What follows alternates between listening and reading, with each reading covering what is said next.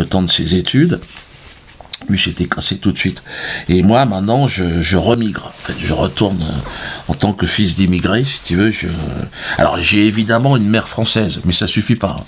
Ça, j'ai pu constater que j'aurais eu une mère israélienne, peut-être ça aurait été un peu différent. Hein. J'aurais peut-être été plus accepté, j'aurais pu rester. Mais là, non, on m'a fait comprendre qu'il fallait... D'ailleurs, je pense que je vais être expulsé de France, hein, si ça continue. Enfin, de France, on se comprend.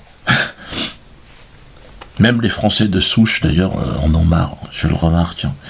Donc moi, avec ma petite racine, tu vois, je suis français de racine, mais enfin, elle est toute petite.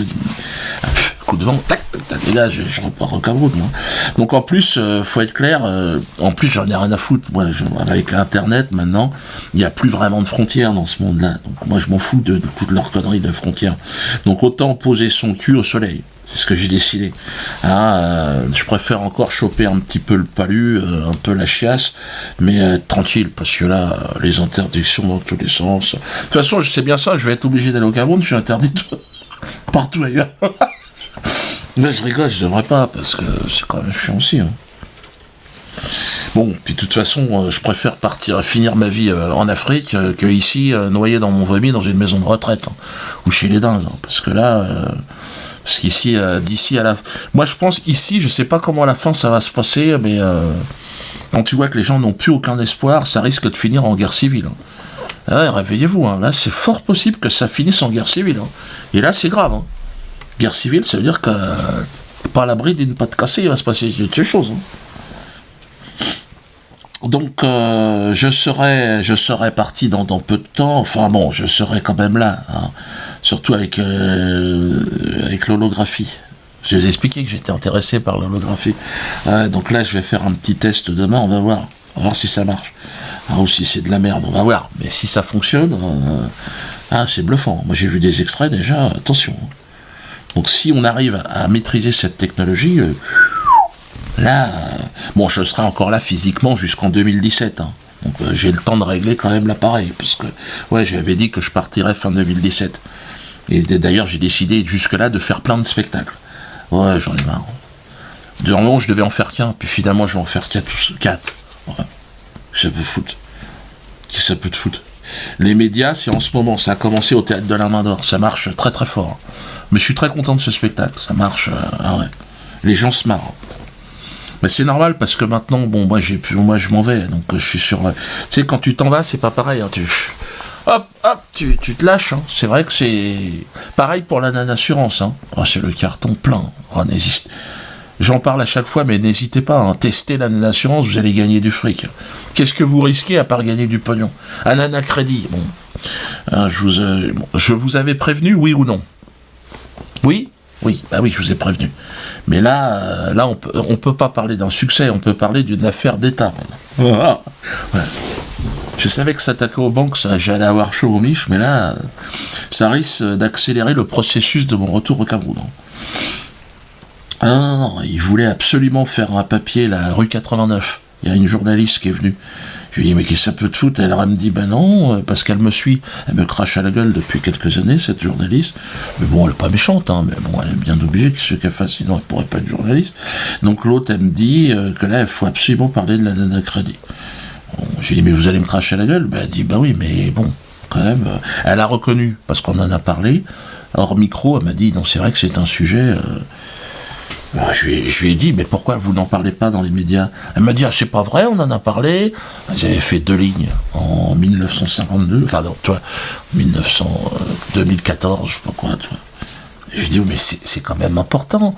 Et je lui ai dit, pourquoi les politiques n'en parlent pas? Et là, elle s'est laissée à quelques confidences. Elle m'a dit, bon, peut-être qu'il y a quand même des intérêts croisés. Non, mais bon, je vais pas aller plus loin, parce qu'elle a un boulot, elle bosse au Nouvel Obs. Donc, s'il y a un journal qui a du mal, déjà, je ne vais pas leur tirer dans les pattes, mais les journalistes commencent à être conscients aussi que la nanacrédit, si tu veux, c'est un phénomène de société. Hein. Là, ce sont des milliers. Pour vous donner un ordre d'idée, ce sont des milliers et des milliers de dossiers qui arrivent chaque jour. N'hésitez pas, vous avez fait un prêt immobilier, envoyez votre dossier à la nanacrédit. Hein. Allez sur le site, de toute façon. Hein. Vous allez gagner, en moyenne, 50 000 euros par rapport au crédit que vous avez contracté à votre... Ouais. Vous êtes 80% des dossiers éligibles. Je ne sais pas si vous imaginez. Vous vous souvenez, il avait tombé la veste et il m'avait répondu qu'il était amusé de se présenter devant moi, devant un tribunal, souvenez-vous. Je suis donc mis en examen par Dieudonné pour avoir déclaré sur Europe 1 que Dieudonné est un professionnel de l'antisémitisme. C'est pas drôle ça? Pour une fois, une seule, Dieudonné est comique. Non, il n'était pas du tout amusé ce jour-là.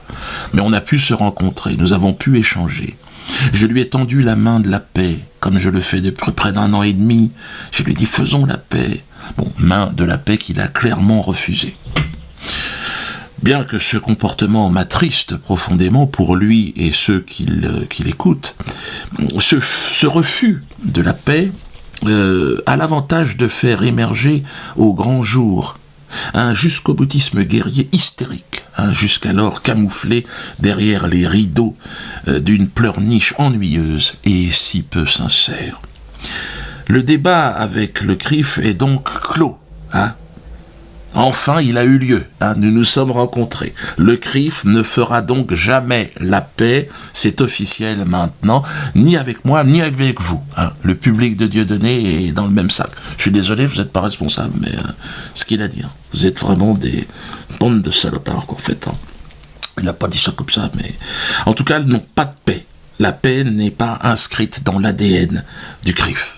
Et je tiens à le souligner parce que j'ai été plus ou moins fier de travailler avec Dieudonné quand je l'ai entendu dire ça. Il y a un moment où il s'est levé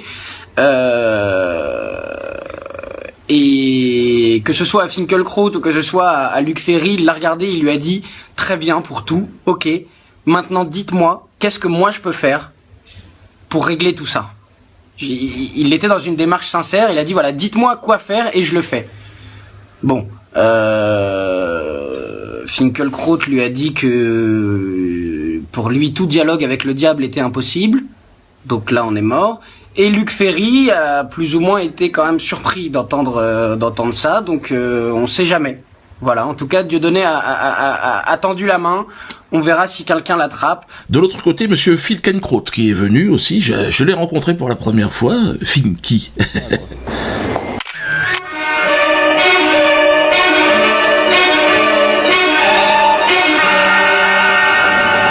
Bonjour, monsieur Finkielkraut, une petite réaction? Pour qui? C'est pour RTV, le média d'Alain Soral. Non. C'est dommage. Non. De votre point de vue, c'est toujours intéressant. Donc il était là pour le procès, témoin de moralité de monsieur Kuckerman. Bien que très hostile à mon endroit, il m'est apparu moins belliqueux, plus intelligent. Au sens qu'il était plus attaché aux apparences de vérité. Il était soucieux, contrairement à M. Kuckerman, d'apparaître comme un homme de bonne volonté. Il m'a dit que je n'étais pas condamné, moi, Dieudonné Mbalambala, à une exclusion définitive, et qu'il ne tenait qu'à moi de revenir dans le droit chemin. Donc j'ai dit, tiens, c'est quand même pas mal. Bon, même si dans son esprit, je sentais qu'il me voyait plutôt avec le froc au genou, tu vois, et en train de lui lécher la voûte plantaire. Ce qui est peut-être, ça c'est pas réalisable, peut-être, mais il sait pas, mais ça, il faudrait plutôt qu'on parle d'égal à égal, mais bon, il n'en est pas encore là, mais ça va venir, En tout cas, c'est un premier pas. Il y a eu aussi Luc Ferry, l'ancien ministre de l'Éducation, venu témoigner contre moi. Il m'a craché à la gueule pendant une demi-heure. Il était assez horrible au début, parce que antisémite, tout ça. Il nous a gratifié d'une petite récitation assez médiocre, maladroite. Il est gentil, il est méchant, j'étais le méchant, mais il précisait quand même que j'étais un grand artiste, un excellent humoriste. Je savais pas qu'il appréciait mon travail, surtout qu'il n'avait jamais vu aucun des spectacles, mais peut-être on lui a dit.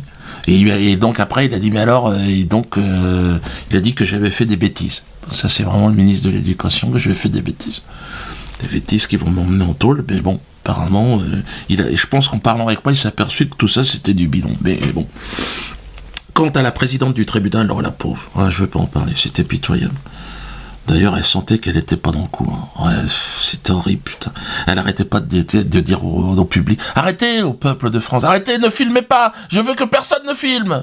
Tu m'étonnes. Au début, je me disais pourquoi elle dit ça, elle n'arrêtait pas de répéter, elle voulait pas être filmée, mais bon, j'ai compris quand elle s'est mise à lire les répliques de mes spectacles. Tu vois, elle les a lus, et puis, alors elle disait, alors, et ça, c'est drôle? Et ça, c'est drôle? Alors évidemment, là, j'ai été obligé de lui expliquer qu'elle avait strictement aucun talent comique. L'humour, c'était pas son truc, quoi. Alors, elle est devenue toute rouge, elle m'a dit, bah oui, je suis pas humoriste. Je lui ai dit ça, vous n'aviez pas besoin de le préciser, madame, je pense que tout le monde l'aura constaté, hein. C'est pas la peine de vous lancer d'ailleurs dans l'humour, hein. Parce qu'à mon avis, gardez votre boulot, parce que, plus gardez votre boulot le temps que vous allez pouvoir le garder, hein, parce que là, les gens se sont mis à rire, assez énervés. À la fin, elle disait n'importe quoi. J'ai préféré partir. J'avais vraiment pitié, hein. Elle était incapable, la pauvre, d'incarner le moindre soupçon de neutralité. Elle n'arrivait plus. Elle n'avait plus l'énergie. Ce qui m'a déjà surpris, c'est que si t'es pas au courant que c'est Kuckerman l'accusé, bah t'as l'impression que c'est Dieudonné, parce que la juge, bon évidemment, tout droit de réserve, hein, j'ai pas le droit de dire de ce que j'ai pensé d'elle, mais clairement au niveau de l'impartialité, il va falloir qu'elle révise ses cours, je pense, parce que bonjour Monsieur Kuckerman, exprimez-vous. Dieudonné, Monsieur Mbala, les mains de vos poches. Voilà, donc ça c'est quelque chose qui est arrivé, hein, parce que Dieudonné avait les mains dans les poches. Bon, donc comme il est c'est un petit con.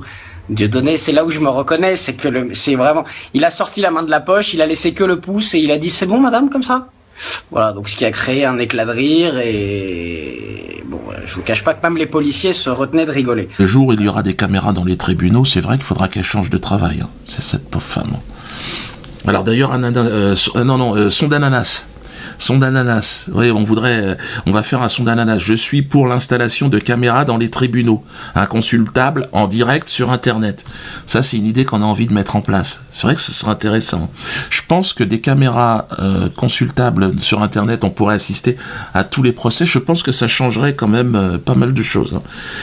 Permettrait l'émergence d'une nouvelle justice, plus proche du peuple, hein. Moins lié au réseau d'influence.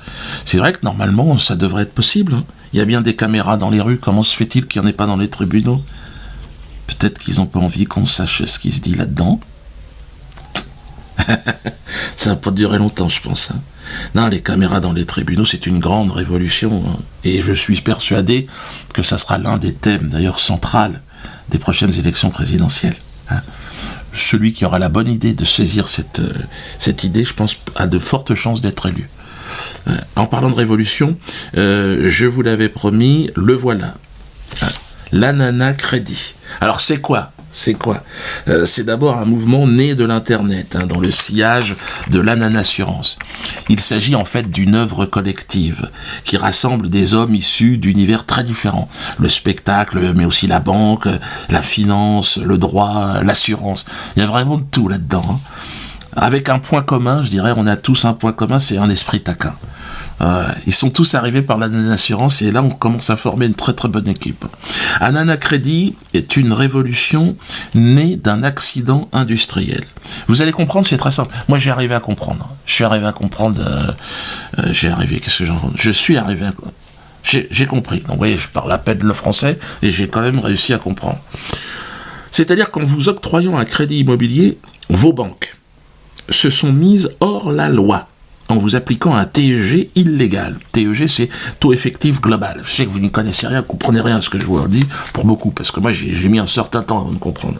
C'est-à-dire qu'en réalité, la plupart d'entre vous, vous n'êtes pas au courant, mais votre banque s'est rendue coupable d'un délit, hein, et doit vous reverser, en moyenne, c'est 50 000 € par dossier, soit 2 ans de salaire. Merde! Pourquoi? C'est énorme! Alors, pourquoi, me direz-vous, se sont-elles mis les banques hors la loi? Des mauvais esprits diront les banquiers ont profité de votre naïveté et de votre incompétence. C'est vrai que vous êtes incompétent. C'est vrai que quand tu regardes, on signe ces contrats-là, on regarde... Hey, on a eu notre crédit. Ouais, mais non, fallait pas signer comme ça. Fallait se concentrer un peu, les mecs, hein. Alors... Certains vous diront que bon, voilà, on a profité de votre incompétence pour vous faire payer plus cher. D'autres vous diront que le calcul du TEG est complexe et soumis à des règles européennes qui évoluent constamment, hein, qui fait que bon, ça entraîne des erreurs. Bon, des erreurs qui pénalisent toujours les mêmes, hein, c'est-à-dire vous, les vaches à lait. Jamais les banques font une erreur dans l'autre sens. Bon, c'est bizarre, mais bon. Jusqu'à présent, cet accident industriel est resté relativement confidentiel. Quelques médias, oui, en ont parlé, mais très vite, ils se sont tus. Je dis, merde, pourquoi ? Les erreurs à ne pas commettre au moment de souscrire un crédit immobilier. On va voir comme ça quelles sont les différentes erreurs à surtout ne pas commettre. Déjà, c'est plutôt l'inverse. C'est plutôt profiter des erreurs que la banque a faites pour en tirer profit. ah, carrément, vous êtes vicieux là. Quand même. Un peu, ouais. On ne parle que de ça. Une fois sur deux, le taux de votre prêt immobilier est faux. Concrètement, on dit quoi ? Banquier, vous vous êtes trompé et ça risque de vous coûter cher cette erreur et de rapporter un peu à l'usager. Pourquoi ? La sanction est lourde. Peut-être une erreur de la banque en votre faveur, ça semble incroyable. Pourtant, les experts affirment que plus de la moitié des prêts immobiliers qui sont accordés aujourd'hui sont erronés. Même si la plupart de ces erreurs sont minimes et donc pas punissables aux yeux de la loi, certains Français ont pu récupérer plusieurs dizaines de milliers d'euros en attaquant leur banque en justice. Ah, la pression des banques aura certainement eu raison, hein, de leur devoir d'information. C'est vrai que beaucoup de médias appartiennent à des banquiers, donc forcément. Et puis c'est vrai qu'il faut être un peu givré, hein, pour s'attaquer aux banques. Hein. Sans être un braqueur, hein, parce que là c'est de manière complètement légale même, parce qu'on a peur des banques. Ils nous font peur les banquiers. Ce sont des gens importants. Peu importe, en tout cas, Anana Crédit arrive et les banques se mettent à trembler. Anana Crédit se propose de faire du droit et de récupérer votre dû. Nous avons donc toute une équipe, hein, qui s'est constituée. Nous sommes dans les starting blocks, hein, donc avocats, fiscalistes. Nous sommes prêts. Il vous suffit de nous envoyer dès à présent, hein, votre contrat de prêt accompagné des conditions générales. Une équipe de spécialistes va analyser gratuitement, c'est important de le préciser, votre contrat, hein, et vous dire si vous faites partie des heureux gagnants. Je vous rappelle en moyenne 50 000 euros, 2 ans de salaire. Donc autant vous dire que c'est énorme. Cette analyse gratuite, je le répète encore. Bonjour, bonsoir. Nouveau gouvernement, nouveaux emmerdements. Ouais, salut la France, là on est dans la merde. C'est la chute libre. Là, plus personne ne veut d'eux, ils perdent. C'est dans un braquage. Quand les mecs sont dans la salle des coffres et qu'ils sont repérés par la police, normalement on leur dit « Eh les gars, vite, faut y aller !» Là, ils continuent à piquer qu'est-ce qui se passe ? Comment il s'appelle l'autre, Manuel Valls, à chaque fois qu'il arrive, les gens hurlent « Oh, on veut pas de vous !» et tout. Le mec, il continue.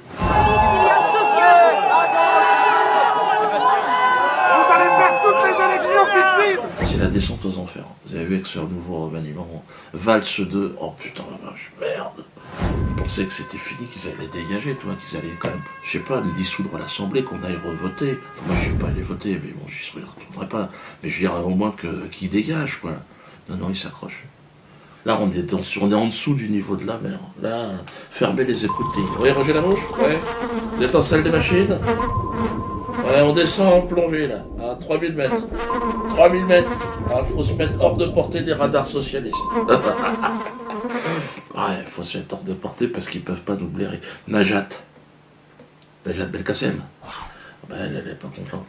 Elle faisait partie déjà de ceux qui voulaient m'éradiquer du paysage audiovisuel. Si, souvenez-vous, elle était porte-parole de l'Élysée à l'époque. Hein. Un député socialiste comme vous, Olivier Faure, s'est ému de l'initiative de Manuel Valls contre Dieudonné. Les choses sont extrêmement claires.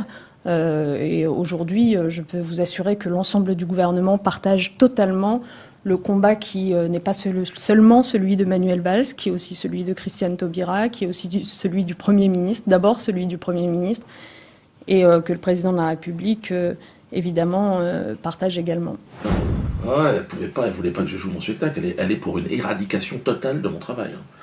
Et puis Internet ne doit pas être une zone de non-droit, elle dit. Certains nous disent, mais est-ce que vous ne faites pas davantage de publicité à Dieudonné avec ces réactions ? Mais enfin, des millions de gens venaient déjà écouter les discours de ce triste cire sur Internet. On parle de moi. Qu'est-ce qui t'arrive, Najat ? Quenelle, geste antisémite de la haine. Écoutez-la. Moi, il me semble qu'en tout cas à partir d'un certain âge, il faut être prodigieusement naïf ou prodigieusement sot pour croire vraiment que c'est un geste anti-système. Et pas ce que c'est-à-dire un geste de haine antisémite. Il y a l'ordonnance Dieudonné maintenant qui porte mon nom du Conseil d'État, je suis assez fier de ça. L'ordonnance Dieudonné. Donc quand même. Donc là, aujourd'hui, maintenant, Najat, elle est ministre de l'Éducation nationale. Donc là, on ne pensait pas qu'ils iraient jusque-là, mais là. Cher Najat, j'aurais commencé par dire la joie qui est la mienne, que ce soit vous qui soyez en charge désormais de l'école. L'école française, gratuite, obligatoire, laïque et républicaine, c'est notre bien le plus précieux. La préserver, c'est en effet un devoir, cher Benoît. La servir, c'est un honneur. Il y a de la joie. La joie qui est la mienne. Bonjour les hirondelles, il y a de la joie. Qui est la mienne. Dans le ciel par-dessus le toit. Déjà, les jeunes, ils veulent plus aller à l'école, mais alors là, même moi, je leur dis n'y allez plus. Najat est ministre de l'Éducation, pourquoi pas Zapata ou Zanini. Mais là, on est dans la merde. Et alors, il y a un cadre de chez Rothschild qui est ministre de l'Économie et des Finances. Mon véritable adversaire, il n'a pas de nom, pas de visage, pas de parti. Il ne présentera jamais sa candidature. Il ne sera donc pas élu. Et pourtant, il gouverne. Cet adversaire, c'est le monde de la finance. C'est un ancien banquier d'affaires de chez Rothschild qui fait son entrée au ministère de l'économie, du numérique et de l'industrie. Jeune social-démocrate bien plus libéral que ne l'était Arnaud Montebourg. Donc là, je veux dire, on est les uns. Faut vraiment être vraiment le dernier des cons pour pas comprendre. Là, je veux dire, là, si tu veux, ça y est, c'est les Rothschild qui sont. Bon, déjà avec Pompidou, il l'était, mais là, maintenant, c'est officiel. Hein, bon. D'ailleurs, Mélenchon, il s'est énervé. Hein. Même moi, je trouve qu'il est limite. C'est limite antisémite ce qu'il raconte. Je voudrais dire au CRIF que ça commence à bien faire. Les balayages avec le rayon paralysant qui consiste à traiter tout le monde d'antisémite dès qu'on a l'audace de critiquer l'action d'un gouvernement. Il y aurait donc un seul et unique gouvernement au monde, qu'il soit de gauche ou d'extrême droite, qu'aucun d'entre nous n'aurait le droit de critiquer sans être aussitôt accusé de racisme. C'est insupportable.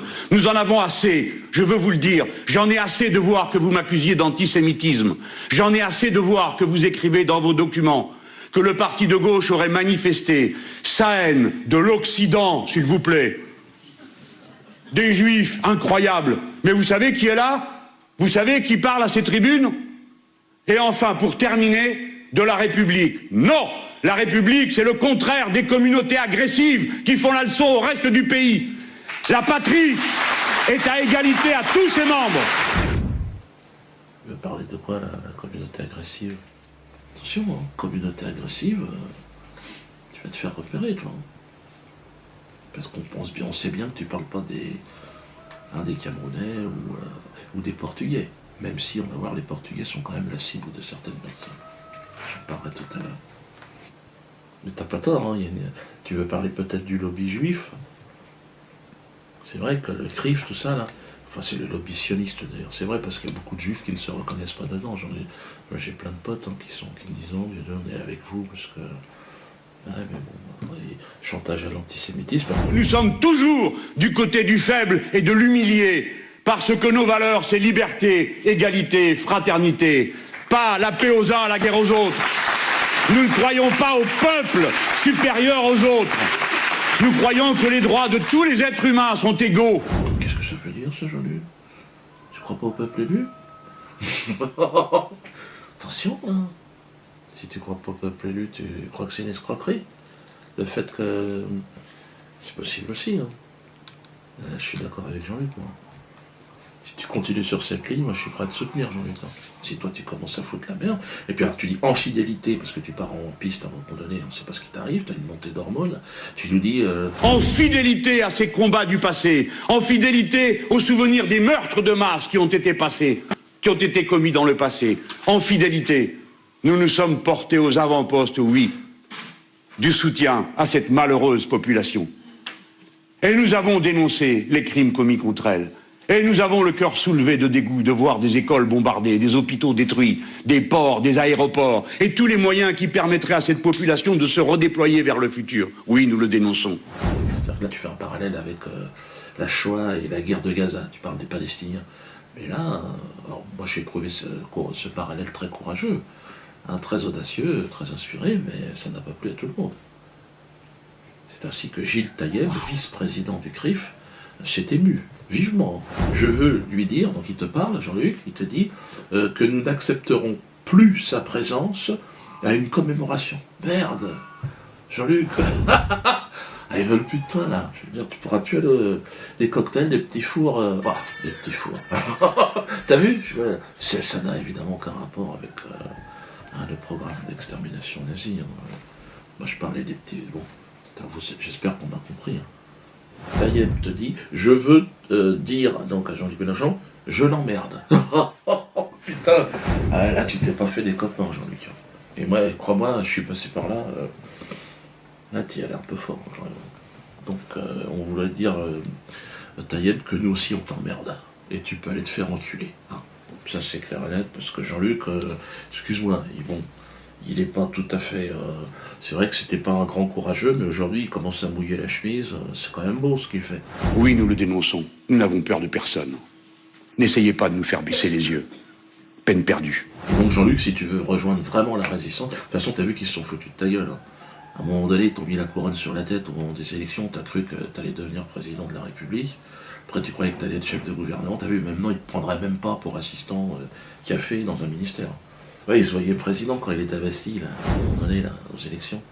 Parce qu'il avait laissé croire, tu sais, qu'il était important. Et... Il faut être complètement con, hein, pour ne pas comprendre qu'on vous force, hein, qu'on nous force à jouer un jeu dans lequel on ne peut absolument pas gagner. Hein.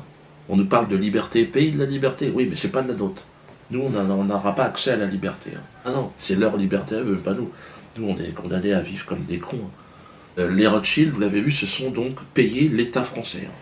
L'État français actuel, hein, le gouvernement, l'État, c'est le service de communication de la banque Rothschild maintenant. C'est-à-dire qu'ils sont là pour mettre un petit vernis pour que la quenelle glisse un petit peu plus profondément. Mais vous l'avez compris, ce qui les intéresse, c'est votre fric. Tant pis pour eux. Toi, je veux dire, qui garde cet État? Puisque de toute façon, on n'a plus d'État. Il faut créer un État parallèle. Vous voyez ce que je veux dire? C'est-à-dire, on les laisse vivre et nous, de notre côté, on crée un État. Et le début de cet État, le début de la création de cet État, c'est la assurance. 72 000 personnes ont levé la main. Oui, on veut s'assurer l'assurance entre juillet et août, pendant les vacances. Hein. Alors, vous imaginez bien qu'est-ce que ça va donner fin octobre. Les 100 000, on va y être. Et la révolution est en marche. Alors attention d'ailleurs, parce qu'il y a pas mal de gens qui essaient de profiter, évidemment, du succès de cette opération, hein, et de son humble serviteur, pour essayer de monter des escroqueries. Ouais, ils mettent mon nom, ils mettent mon blaze, et puis payer, donner de l'argent, faites attention. Après, ils mettent même des comptes en banque avec ma gueule, avec Dieu donné mbalam.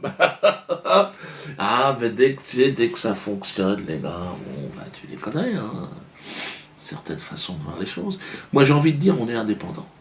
Je pense que le chemin de l'émancipation, ben on l'a pris. Et il y en avait un carrefour, c'est suivez-nous, le Hollande, l'État, Sarkozy, et puis il y en avait un autre chemin, là on s'en va. Et je crois que là on est vraiment plus nombreux. Et donc on va y aller et on ira jusqu'au bout. Hein. Donc vraiment, Annan Assurance, essayez de convaincre tout votre environnement. Parce que le jour où on va arriver aux 100 000 et que ça va fonctionner, de toute façon les gens vont venir. Mais plus vite on y parviendra, plus vite évidemment on changera autour de nous un petit peu tout ce qu'il y a. Alors beaucoup de gens, oui, je suis obligé d'en parler de ça. Alors beaucoup de gens ont été choqués par la dernière vidéo, avec la décapitation de James Foley. Alors, beaucoup de gens disent oh, là c'est non, c'est une vidéo violente. Oui, c'est vrai que la décapitation est un mode de communication relativement brutal. Mais, je vous l'accorde, mais on est dans un monde de violence. C'est la guerre. Alors, face au règne du mensonge, je vous l'accorde, certains deviennent hystériques. Et bon. Et Kader, le Kader de Bobigny, là, il a peut-être été un peu loin en faisant ce qu'il a fait. Mais bon, il y a derrière des frustrations, il y a derrière tout un tas de choses. Il y a un malaise, il y a un mal-être. Hein. Moi, je dis, il faut rigoler. Je suis contre la décapitation. Ne décapitez pas les gens. Hein. Si possible. Bon, si vous êtes par contre, si c'est pas possible. Hein, vous ne serez pas les premiers ni les derniers à décapiter, mais essayez de vous reprendre. Ne vous laissez pas envahir par la violence. Hein. Elle vous tuera, à tous les coups. On m'a également fait le reproche d'avoir utilisé une image de militaire que je prétendais français et qui serait en réalité portugais. Voilà ce qu'on m'apprend. Bon, déjà, j'ai envie de dire que ça peut foutre.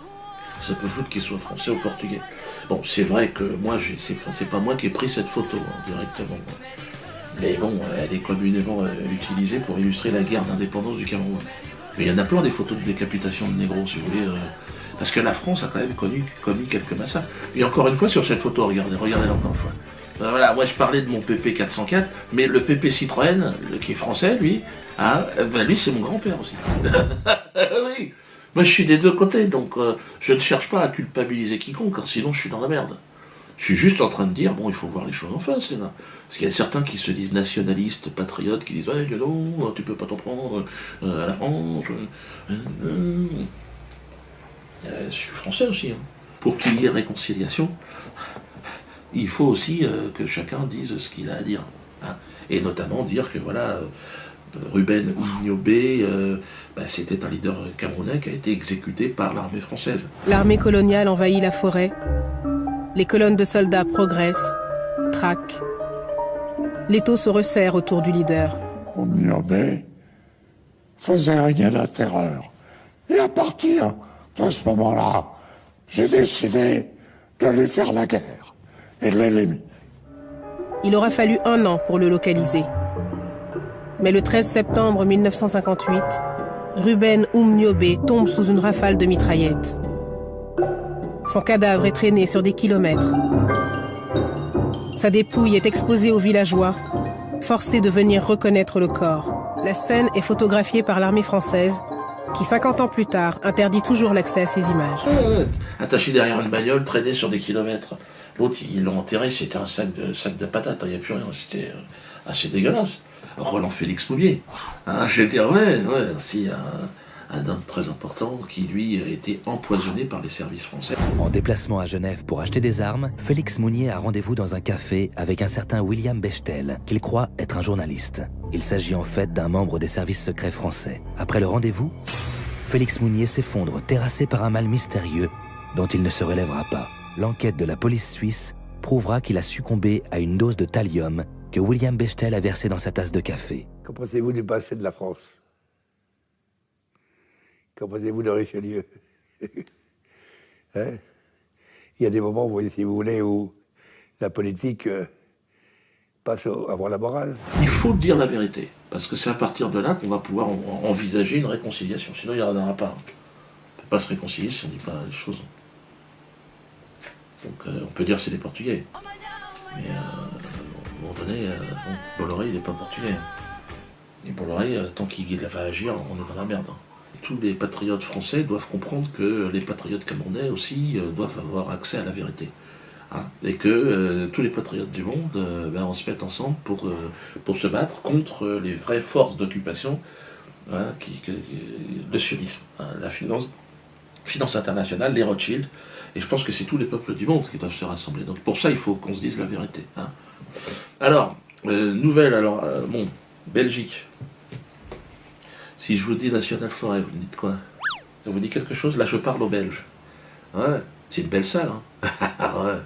A priori, je pourrais pas y jouer, non. A priori, j'y serai pas le 17 mai 2015. À moins, évidemment, que les choses changent. Donc j'y serai.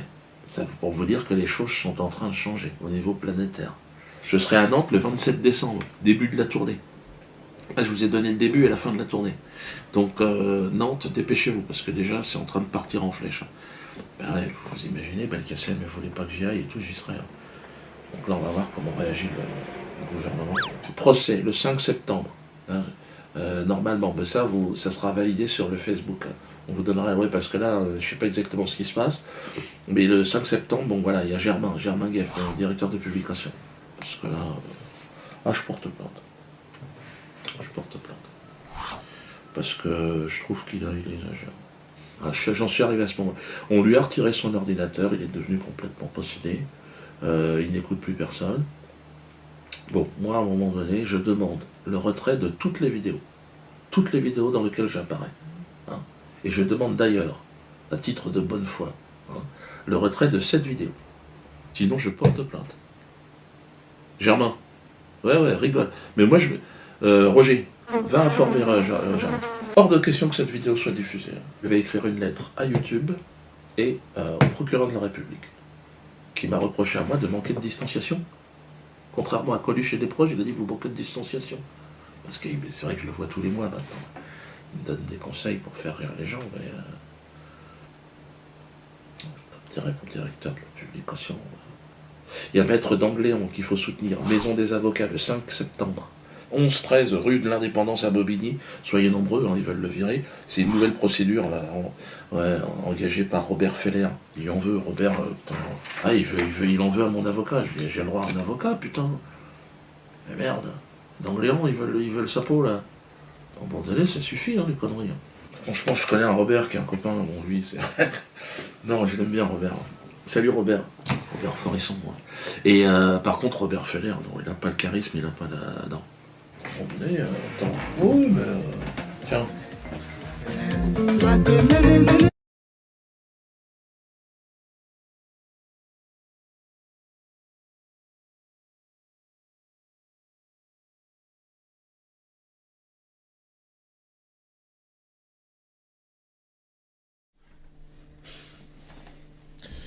Amis internautes, bonjour, bonsoir, hein, toujours pareil sur internet, l'espace-temps, l'espace... allez, ferme-la. Alors, je suis là, hein, vous l'avez vu, je suis là, il y a un peu de soleil, là, non, c'est bon. Non, ça va, malgré une volonté farouche, hein, j'ai un vent contraire extrêmement fort. Au niveau de la haine, là j'ai une haine force 6-7 sur l'échelle de Forisson, comme on dit. La tournée se passe super bien. Génial. Ben regardez.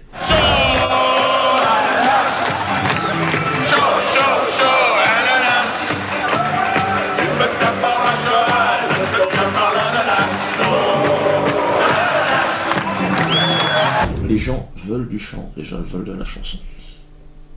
Ils veulent danser, les gens. Et là maintenant, à partir de maintenant, je vais faire danser les gens. En fin de spectacle, c'est un spectacle sur la danse, donc nous allons danser. Après le foxtrot, nous allons danser le zouk. Je propose un zouk, une version un petit peu, je vous laisse la surprise, sauf à Nice. Alors à Nice, problème électrique. Il y aura une souris qui a rongé des câbles, un problème de masse, mais bon.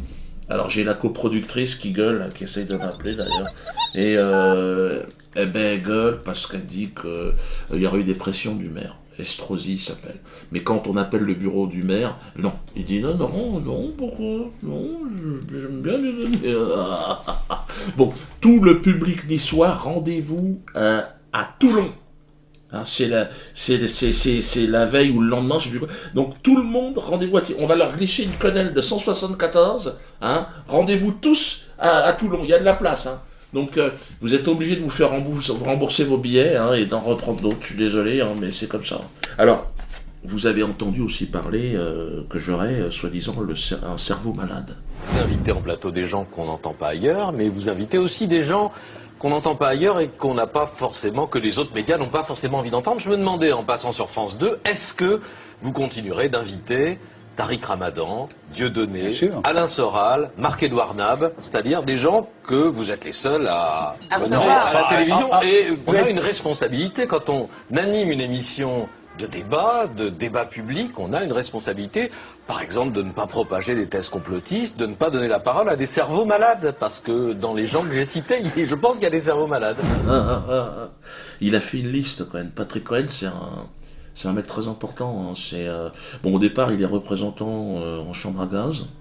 Hein, maintenant, c'est accessoire partout en Europe, discrétion assurée. On a l'impression que là, qu'il y a des gens qui viennent dans mon émission pour dire que les chambres à gaz n'ont pas existé. Ça n'est jamais arrivé. Je dis qu'il y a des complotistes. Vous savez ce que c'est, les complotistes, les conspirationnistes. Et que le complotisme, ça finit généralement. Vous avez l'habitude de ce genre de débat.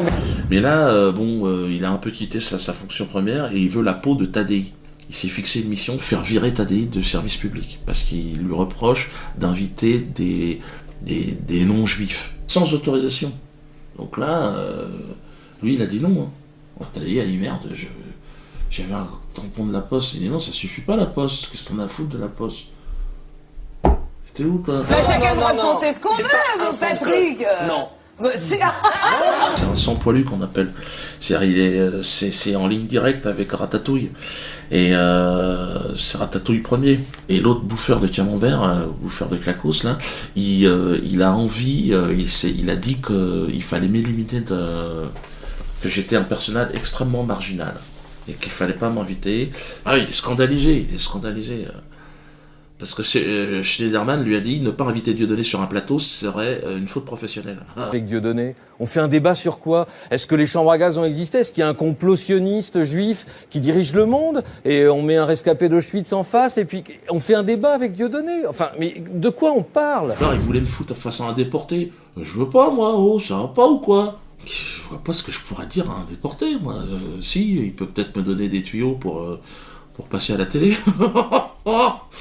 Non, c'est vrai, ou gratter une subvention, peut-être il a des conseils. C'est bizarre d'ailleurs de la part de Schneiderman qui m'était rentré dans la gueule, l'autre. Je comprends pas pourquoi aujourd'hui il change... Là, il veut m'inviter, l'autre. Alors, ce postulat de dérapage, clairement posé par Maya, et l'absence de Dieudonné en plateau pour s'en expliquer, ont choqué un téléspectateur internaute, noir lui-même, dit-il, heurté que vous, comme les autres médias, ayez choisi de boycotter le principal intéressé, ainsi éviter une discussion et en fait botter en touche sur des sujets qui fâchent. Alors que, rappelle-t-il, le principe de votre émission est de prendre de la distance par rapport à l'info et de ne pas aboyer avec les loups, c'est sa formule, je la lui laisse. Alors vous lui avez répondu directement sur le forum, vivement même, qu'à votre avis, il est plutôt de salubrité publique d'oublier Dieudonné, à qui, selon vous, les médias accordent trop de place. Et on vous a d'ailleurs fait remarquer après que c'était pas à Ressurimage de déterminer ce qui relève de la salubrité publique et que cette expression relève plutôt dénote un esprit de supériorité. Moi, je suis vraiment dérangé aujourd'hui, je suis vraiment gêné parce qu'on est arrivé à un moment, là, il y a, j'ai toute la fine équipe au cul, hein. Parce que Patrick Cohen, il a rappliqué tout l'état-major. Donc j'ai même la vieille, la vieille, Anne Sinclair. Elle est pas contente, elle me crache à la gueule. J'ai tout. Hanouna, je le connaissais pas, l'autre. Je sais pas s'il vend des moquettes ou je sais pas ce qu'il fait, lui. Ou des jeans. Et là, il dit il veut la mort de Tadei, lui aussi. Ce soir ou jamais, ils disent juste jamais. Arrêtez, et puis c'est pas non, mais vrai, je voudrais juste vous dire quelque chose, parce qu'on a laissé cette émission le temps de s'installer. Ça fait 5 ans qu'elle existe, les gars. Arrêtez de me dire qu'elle a marché. Mais arrêtez. Comment il peut fidéliser? Pour éclairer un petit peu le téléspectateur, ça n'a jamais marché sur France 3. Arrêtez de me dire que ça marchait. Ça faisait au mieux 7% de part de marché. Mais vous pouvez pas laisser une émission intelligente une fois dans le PAF. Non, et en plus, mais 7%, c'est une catastrophe. Cyril, arrêtez, c'est une catastrophe. Ça n'a jamais marché, oui. Et il y a Patrick Timsit, il m'avait comparé à Hitler. Vous saurez, si vous allez voir le spectacle de Dieudonné, entre Alain Soral et Forisson. Donc vous serez dans la ligne. Donc renseignez-vous. Moi je suis un culte, mais regardez votre culte. Non mais googlisez, vous verrez. Et là c'est justement Dieudonné était formidablement drôle. Dieudonné a tué un comique qui est Dieudonné pour être aujourd'hui le Dieudonné qui malheureusement, même s'il est drôle sur scène... Aujourd'hui il est drôle. Mais oui, il est drôle, mais sauf que... Ces blagues n'ont rien à voir avec ses ambitions négationnistes. Ses positions racistes et politiques. Oui. Oui, mais alors à ce moment-là, je reprends la phrase, il faut reconnaître le talent de peintre d'Hitler ou pas? Non, mais c'est ça, et la question était posée, je crois que c'est vraiment... très doué comme peintre. Je sais pas, mais je me pose la question et je vais vous dire, je m'en fous. Timsit, il m'a étonné, hein. Ouais, il est allé loin. Moi, en tant qu'humoriste, je me fixe des limites, merde. Ah, franchement, je pense qu'il peut concourir cette année pour les Tunnels d'Or. Hein. Franchement, vous avez vu ce qu'il a fait? Regardez ce qu'il a parlé. Il a parlé d'Hitler. Dépasser les limites, c'est toujours un vrai danger dans votre discipline. Je trouve d'ailleurs, il y en a un qui a franchi la limite depuis longtemps, c'est Dieudonné. Vous en savez quelque chose, puisqu'il y a eu cette petite réponse, Patrick Timsit. En 2011, vous l'aviez comparé à Hitler au cours d'une interview. Il a réglé ses comptes avec vous l'avez vu ça? La semaine dernière, dans un spectacle, en fait... Hitler était un génie. Devant 2000 personnes. Hitler était un génie. C'est un génie.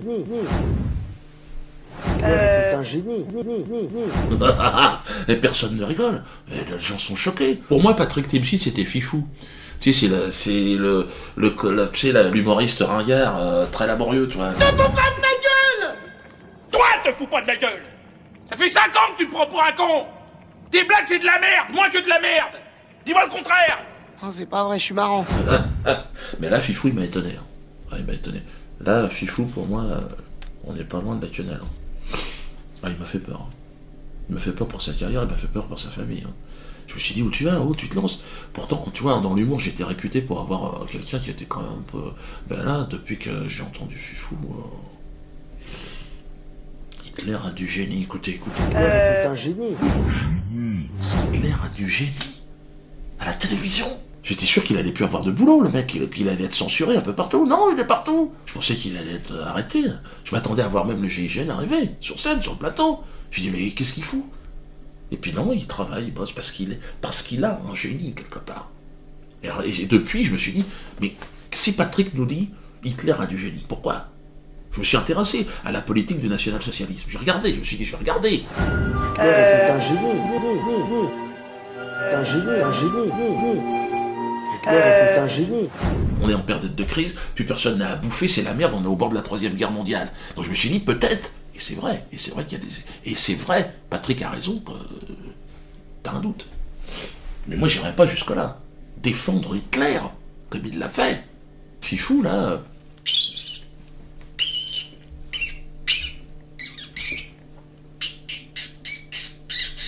C'est-à-dire que là, il explose le plafond, là-bas, il s'est déboîté un ressort.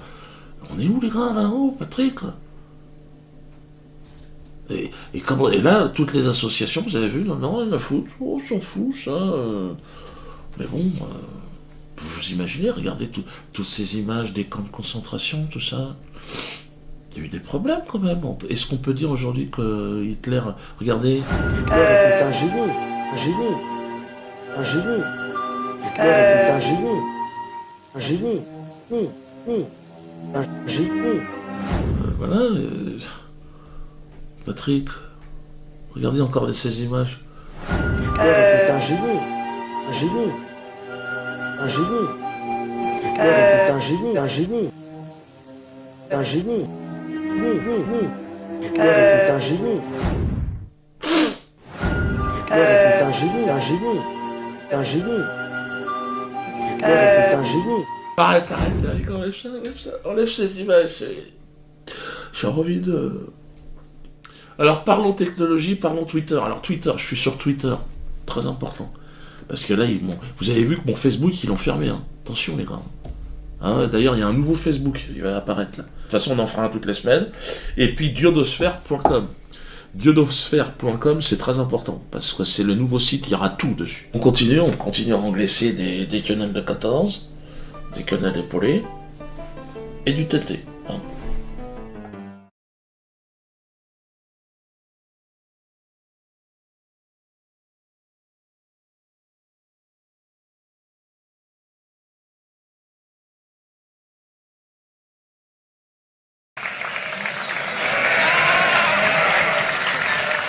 S'il vous plaît, les moutons là, oui, bah je sais bien, mais voilà, non, l'autre là, la femelle à côté, voilà. Alors, on se calme, silence. Bon, il y a des sujets, on rigole, mais la pédophilie.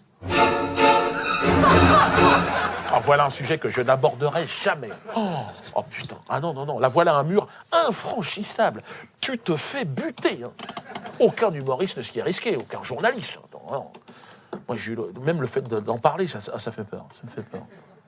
Moi, j'ai eu la chance de voir 2 jeunes gens à la fin du spectacle, les fils d'un haut magistrat, un mec très important dans la région du Sud, là. Et il s'était fait buter parce en fait, il faisait partie des réseaux satanistes, pédophiles, par pure ambition professionnelle. Ils m'ont raconté un truc. À la fin, j'ai dit, ah non, arrêtez. Oui, mais non, partez. Quoi? Montre? Oh la vache, hein? Apparemment, à la fin de sa vie, ce mec, avant de mourir, aurait eu des remords. Il s'est confié à ses enfants. Il voulait sortir de ce milieu-là. Mais bon, c'est le genre de milieu, tu sors pas en payant un coup de champagne. Allez, salut, je m'en vais, j'en ai marre de violer des enfants. Non. Il gère tout en interne, tout ce qui est problème psychologique, jusqu'au cimetière. Donc, ah non, même les flics. Hein. Les flics. Moi, j'ai vu dans l'affaire Dutroux, des flics ont enquêté, ils ont disparu.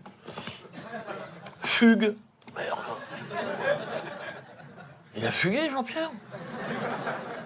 Il a 2 ans de la retraite, c'est dingue. Hein. Tu m'étonnes. Mort subite du nourrisson. Et c'est possible à 57 ans? Ah non, quand tu écoutais ce qu'il dit, c'est vraiment des trucs... nous, on ne peut pas comprendre. Le pouvoir rend fou. Comment un haut magistrat arrive à se retrouver en bande organisée avec un préfet, un commissaire de police et un directeur de la DAS en train de violer un groupe de SDF sans famille, tu vois, des trisomiques. Attends, mais c'est quoi cette histoire? Puis attends, je t'ai pas tout dit. Tout ça enduit de merde avec une coupe de champagne en écoutant du Wagner. Non, mais on peut pas comprendre, on peut pas. T'essayes? Non. Non. Il y a un clapet qui se ferme. Non, on peut pas. Essayez du champagne, toi? Non plus. Non, oublie ça. Le pouvoir rend fou. Je pense qu'on peut pas imaginer. Tu vois, ces mecs-là, faut essayer de les comprendre. Tu vois, j'essaie de réfléchir. Je veux dire, en même temps, tu vois, les mecs, ils ont tellement de pouvoir, ils font ce qu'ils veulent. Ils se disent certainement en eux, si on est capable d'envoyer des pères de famille se faire buter sur un champ de bataille pour nos intérêts, on peut quand même enculer 3-4 trisomiques. Non, mais je dis pas que c'est bien. J'essaie de comprendre. Puis il y en a peut-être, tu vois, à un moment donné, dans le cursus, c'est, tu vois, le flingue sur la tête. Tu veux faire partie du groupe, allez, viole le gosse maintenant, viole. Alors, le mec, il est là, bon, le gosse, il est à moitié quitte. Il se dit, non, mais c'est vrai, il se dit, bon, il est à moitié mort. Bon, je vais pas lui retirer ses plus belles années. De toute façon, celui qui est venu chercher de l'espoir ce soir, il peut repartir tout de suite chez lui. Si on les considérait comme de la merde, c'est peut-être qu'on est un peu de la merde pour certaines personnes. C'est possible aussi. Je veux dire, quand j'écoutais, à la fin, j'avais plus du tout d'espoir. Plus aucun espoir. Je veux dire, ah non, l'espoir, je n'ai pas ce vice. J'étais resté professionnel avec eux. J'ai rigolé jusqu'à la fin. Non, ce qui fait que je n'ai plus beaucoup de désespoir non plus, puisque je rigole. Mais bon, moi maintenant, ce que je fais, c'est que je regarde des reportages animaliers maintenant. C'est tout, j'arrive plus à écouter les gens. Là, au moins, j'arrive à... Tu vois, hier soir, j'ai écouté un chant de cacatoès pendant 1h30. Ouais, non, c'est bien. Je préfère ça à un discours de François Hollande, toi. Ah ouais, je trouve ça plus constructif, plus réaliste. Ça peut marcher.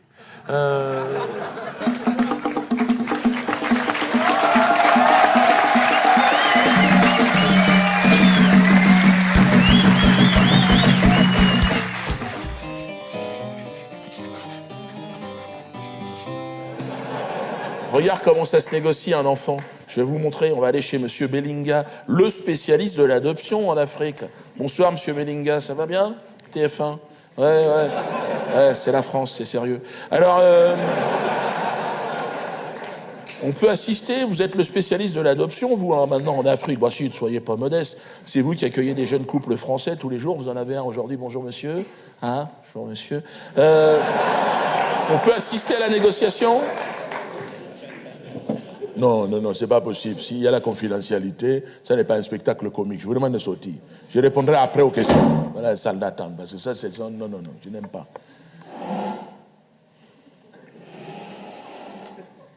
Fous-moi le camp, tu vois, il enregistre avec le micro comme ça. Hein. Oh, les journalistes, ces gens-là, je n'ai pas confiance. Vraiment. Hein. Bon, bonjour, messieurs, dames. Nous allons commencer. Ah, messieurs, dames, pardon. Il m'a perturbé. Comment on dit maintenant? Monsieur. Époux 1, époux 2. Bon, ça va. Pas de problème. Époux 3, époux 4. Alors, moi, je vais poser quelques questions. Parce que l'adoption est un acte d'amour. C'est l'amour. On n'adopte pas un enfant comme on achète un régime de bananes. Il y a...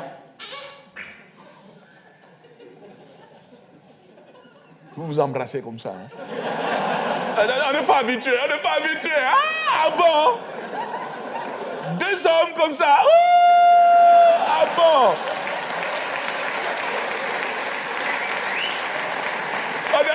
Je suis désolé, on n'est pas habitué. Non, mais ça va. C'est le progrès. Voilà, c'est le progrès. C'est un très grand progrès. Alors moi, je vais seulement poser les questions. Hein. Pour vous, l'adoption est un choix ou découle-t-elle d'un problème de fécondité? Ce sont les anciens formulaires qui n'ont pas encore adapté ça. Hein. 2 hommes, voilà, la question ne se pose pas. Vous n'avez pas l'utérus. Hein. Bon, je mets utérus néant. C'est foutu. Je continue. Sexe désiré de l'enfant. Fille, garçon ou hermaphrodite. Non, c'est plus rare, mais je peux trouver si vous voulez ça. Garçon, hein? Oui, je pense pour vous, non, c'est mieux. Vous serez entre vous comme ça, c'est bon. Au niveau de la qualité, la santé de l'enfant, non, ce sont les enfants agréés par l'Union européenne. Ce sont les enfants bio. Oui. Il y a la pastille verte sous le pied, vous allez voir. Ils sont élevés en plein air avec les poulets, les canards. Ce ne sont pas le genre d'enfants soldats du Congo, non, ça je ne vends pas. C'est moins cher, mais vous allez avoir les problèmes avec ça. Vous allez revenir dans 6 mois, vous dites, même comment, monsieur Belinga, on ne peut plus rentrer dans la maison, l'enfant a tué la babysitter. Moi, j'ai la déontologie, je suis franc-maçon. J'aurais dû commencer par là. Président de l'association Soleil, Enfance et Ananas. 100% confiance. Alors, au niveau de l'âge de l'enfant, j'ai tous les âges.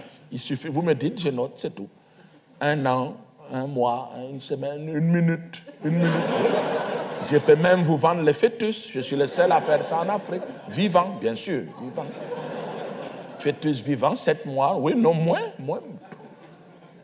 3 mois, c'est un peu mou, il faut attendre quand même. Le fœtus, 3 mois, là, les haricots, là, qui n'a pas les pattes. Lui ne tient pas longtemps dehors. Non, mais il y a la clientèle quand même. Si. Les Japonais. Ils aiment ça. Ils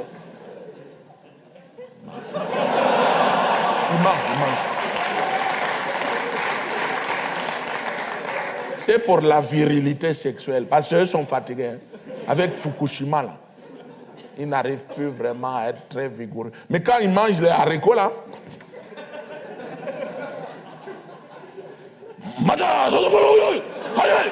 après ils font le judo, non, ils ont la pêche. Alors, pour vous dire qu'on s'adapte au budget de chacun. Si vous me... Non, arrêtez. Une fois, ça va. Hein? C'est le progrès maintenant. Non. Ici, en Afrique, vous savez, ça n'est pas le progrès. Hein? Non. Les autorités du Cameroun, non, c'est pas homophobe. Non, c'est plus méchant. Je dirais, ils sont homovores. Ils se nourrissent de ça. Non, mais n'ayez pas peur. Non. Ici, vous n'avez pas de problème. Non, il n'y a pas de problème. Vous avez l'argent. Alors moi, je n'ai pas de problème avec l'homosexuel. La seule chose, je ne touche pas l'homosexuel. Vous avez vu quand vous êtes arrivé, non? J'ai levé la main, il dit bonjour. Voilà, quand vous allez quitter, pareil, je fais ça. Non, ce n'est pas le problème de contact, non. On fait comme ça. Disons, c'est pour ne pas prendre le mauvais sort. Parce que nous, en Afrique, on dit que quand tu es pédé comme ça n'est pas de ta faute. C'est parce que toi, tu as été ensorcelé. C'est Belzébuth qui est rentré dedans par les fesses.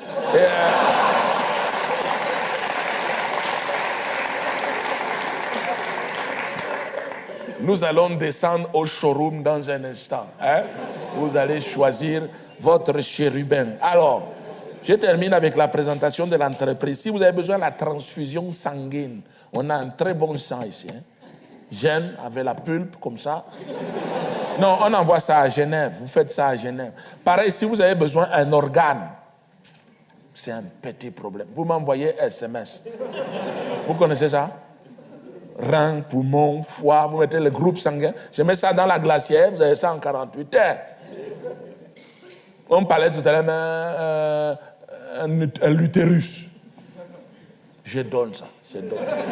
Même dans vos affaires, là, si vous voulez changer, vous dites tiens, un anus. J'ai de très jolis anus. Toutes les tailles, toutes les couleurs. Vous pouvez même vous faire greffer un anus d'éléphant. Hein? Vous pourrez voyager sans bagage. Alors, nous sommes le continent des matières premières. Mais je ne vends pas à n'importe qui, attention à nous. Moi, j'ai la déontologie. Parce que je suis franc-maçon. Le matin, là, il y a un Belge, il est venu sur M. Maruzotti, là. Marizotti, il dit, je veux 12 enfants. Ah, j'avais un doute. Je dis, qu'est-ce que tu vas faire avec 12 enfants? Il dit, non, c'est pour moi, c'est la consommation personnelle. J'ai dit, tu mens. Regarde-moi dans les yeux. Arrête de faire le cahuzac, là. Tu fais la pédophilie, non? Oh, il dit, jamais je fais ça. Et là, il a posé son argent, un gros tas comme ça. Hein. Il m'a dit, prends mon argent. J'ai dit, non, je refuse. Je ne touche pas cet argent-là. Jamais. Ça va, les frais de dossier. Bon. C'est toujours délicat d'organiser ce genre de manifestation parce que il n'y avait dans notre esprit absolument aucune volonté de récupération, que ce soit politique ou personnelle. Donc je suis très, très content du résultat, avec des instants et des moments très émouvants. Et puis je pense que les Vénézuéliens qui sont là, les gens qui sont touchés encore plus près que nous, mais bon, même si le combat évidemment est universel, enfin, la révolution de Chavez nous touche profondément. Je pense que c'était vraiment très émouvant pour moi aussi de vous entendre témoigner. Bon, je n'ai pas grand-chose d'autre à vous dire qu'il me semble que cette révolution en France, en tout cas, elle est en train de grandir sur Internet. Alors ER, par son succès aussi, le démontre. Moi aussi, dans mes tournées de spectacles, sans aucune promotion, sans avoir le soutien des médias ou du système. Aujourd'hui, il y a une volonté du peuple, en tout cas, de trouver la vérité et de la retrouver, en tout cas, parce que je crois que le mensonge n'a jamais été aussi flamboyant qu'aujourd'hui. Bon, les exemples, ils sont tellement énormes avec ce Cahuzac, les yeux dans les yeux, qui nous explique, mais à l'UMP pareil, avec ces gens les deux finalistes, futurs présidents, qui se montrent du doigt, tricheur, il a bourré les urnes.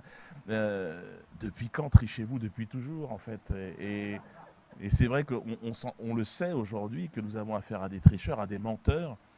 Chavez faisait partie de cette catégorie de gens qui portent une nation, qui portent un pays, qui portent un peuple, et les résultats extraordinaire qu'il a obtenu dans ses 14 années de présidence le démontre. Moi, je pense qu'il nous manque aujourd'hui quelqu'un ici, et j'espère que, eh bien, en tout cas, nous et vous, je crois qu'il faut qu'on se prenne aussi en charge, qu'on n'attende rien d'autre que de se relever, de s'organiser, d'avancer. Et je pense que Chavez, pour ça, en tout cas, il nous a amené. Il a touché notre cœur, notre esprit. Et bon, un leader comme ça, un charisme comme ça, on ne sait pas, il va arriver. Certains l'attendent, certains pensent au Messie, certains pensent à... Il y a un homme, quelqu'un va arriver, il est déjà vivant, il va arriver dans l'année qui vient. Et je pense qu'il faudra qu'on le reconnaisse aussi, parce que bon, c'est pas évident. Où se cache-t-il? Alors, est-ce que ça sera Biquette? Est-ce que ça sera... Non. Bon, moi, j'ai une nature comique, évidemment, et j'ai grandi, je n'ai pas le vice de l'espoir, j'ai grandi dans les bas-fonds, donc j'observe avec beaucoup d'humour le monde dans lequel je vis, mais c'est vrai, lorsque l'on a un discours, je pense qu'il faudra peut-être un militaire, d'ailleurs, il faudrait peut-être qu'on essaye de susciter, je sais pas, lever la main, je sais pas, il y a un général qui serait prêt à avoir un peu de panache, un petit peu, pour organiser un coup d'État. Pourquoi pas? Non mais pourquoi pas? On peut s'interroger, en tout cas.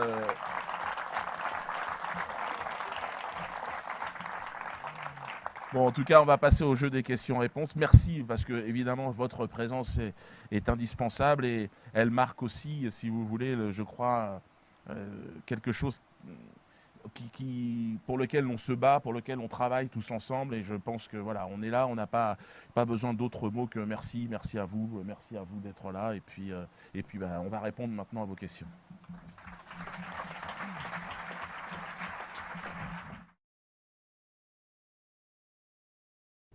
Bonjour à tous. Donc moi j'aurais une question à poser à Dieudonné et à Alain Soral. J'aimerais bien avoir votre avis un peu concrètement sur la vraie démocratie et le tirage au sort que défend Étienne Chouard, qui est aussi un supporter d'Hugo Chavez. Est-ce qu'on pourrait aussi faire la même chose, c'est-à-dire travailler un peu sur la démocratie et la Constitution. Et pour Dieudonné, si vous pouvez faire, je sais pas, un sketch sur la vraie démocratie ou la montrer du doigt, quoi, si c'était possible. Ça tombe bien parce que j'étais avec Étienne Chouard il y a 3 jours, samedi ou dimanche. J'étais avec lui dimanche, justement, on a débattu de ça lors de l'Assemblée générale de ER-PACA. Alors ma réponse, elle est très simple. C'est qu'on peut écrire une constitution qui soit beaucoup plus parfaite que celle qui est la nôtre, qui est qu'on appelle la démocratie représentative, qui ne représente en réalité jamais le peuple, on le sait très bien, donc on est dans ce que j'appelle moi la démocratie de marché et d'opinion, qui est une fausse démocratie. Le problème, c'est qu'une fois qu'on a écrit la Constitution, c'est ce que j'expliquais à Étienne, pour l'appliquer, il faut faire une révolution. Donc il y a ceux qui écrivent la Constitution, puis après, je vous dis, on est toujours dans la naïveté spontanéiste qui a amené Rosa Luxembourg à être assassinée dans le mouvement spartakiste, c'est qu'il ne suffit pas qu'on se réunisse tous pour écrire une Constitution pour qu'elle devienne la Constitution. Il y a bien un moment donné, il va falloir imposer cette Constitution à ceux qui se basent sur l'autre, qui est la légalité, et qui déclarera celle-là illégale. Ce qui veut dire qu'à la fois, il faut produire une Constitution pour après la prise du pouvoir, mais pour pouvoir l'imposer, il faut prendre le pouvoir. Et prendre le pouvoir, c'est pas par des mots ou en disant qu'on a plus de légitimité, c'est forcément à un moment donné par une phase révolutionnaire de violence, et de violence organisée, parce que sinon la violence désorganisée est en général contre-productive. Ce qui veut dire qu'il y a deux combats à mener simultanément. Il y a le combat d'Étienne Chouard qui est de produire une constitution qui soit authentiquement démocratique, notamment par lui, il veut recourir au tirage au sort. Je suis tout à fait d'accord que c'est sur le papier ce qui serait sans doute le plus effectivement démocratique. Et puis après, il y a le combat sur le terrain politique de l'ennemi, de celui qui a déjà le pouvoir, d'essayer d'imposer cette constitution. Et ça passe forcément non pas par une demande, une requête ou un vote à main levée ou ce genre de conneries, puisqu'on sait très bien aujourd'hui que même le nombre ne suffit pas, puisqu'on voit très bien que, par exemple, que le combat, quelle que soit l'opinion que vous avez, le combat contre la loi sur le mariage pour tous, qui est en fait demandé par une ultra-minorité, même à l'intérieur de la communauté homosexuelle, malgré l'opposition de manifestations qui, d'après les vrais chiffres, parfois rassemblent 1 800 000 personnes, cette loi va passer simplement par des votes d'assemblée, bicamérisme, assemblée puis Sénat, souvent de quelques dizaines de personnes qui sont là à appuyer pour les autres sur un bouton. Donc le nombre n'a pas grand-chose à voir avec le pouvoir, c'est ça qu'il faut bien comprendre. Donc il y a à la fois produire une constitution démocratique sur le plan théorique, et puis en même temps arriver à ce qu'elle accède au pouvoir, ce qui est totalement une démarche différente, ce qui veut dire qu'il faut à la fois le travail de réseau, de combat, en se servant des contradictions du système et de moments clés pour essayer d'arriver à un moment donné à une phase révolutionnaire, car la banque et le pouvoir impérial ne nous donnera pas le pouvoir parce qu'il aura compris d'un seul coup que c'est nous qui le méritons. Il ne faut peut-être pas être trop naïf. Donc il y a le combat théorique à mener, l'écriture, ça je suis tout à fait d'accord, et Chouard le mène, et puis le combat qu'on fait nous peut-être d'essayer de rassembler les forces de résistance pour produire une espèce d'union sacrée qui à un moment donné peut produire un saut qualitatif dans le concret, dans le politique, qui s'appelle à un moment donné une phase de type révolutionnaire, même si ce n'est pas le pathos révolutionnaire du bain de sang, mais à un moment donné effectivement de renverser un pouvoir en pesant là où il faut peser. Donc en fait la réponse est double. Oui, il faut produire théoriquement cette constitution. 2, c'est pas parce qu'on l'aura produite qu'elle deviendra effective. Et que même si on ne fait que ça, ça restera ce qu'on appelle un joli texte. Vous voyez ? Voilà, donc j'espère que j'ai répondu à la question.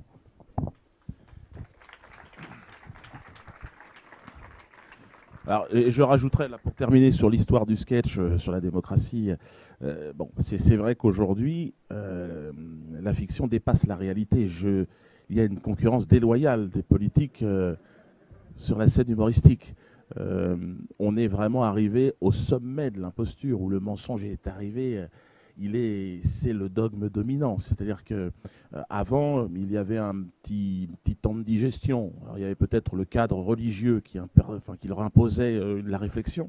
Mais aujourd'hui, ils commencent une phrase et ils terminent, ils disent l'inverse. Et ça, c'est absolument hallucinant. Alors oui, évidemment, je pense qu'il va y avoir un espace dans les années qui viennent où le rire va être une solution pour apaiser une sorte de soupape indispensable. Mais pour aller dans le sens de ce que vient de dire Alain, et puis dans le sens de votre question, je pense que on est vraiment des baromètres, et on s'aperçoit que, par exemple, les policiers, les militaires qui viennent me voir, moi, dans les spectacles, qui viennent me parler, ils ont le même... Il y a vraiment une sorte d'union extrêmement large qui est en train de se passer.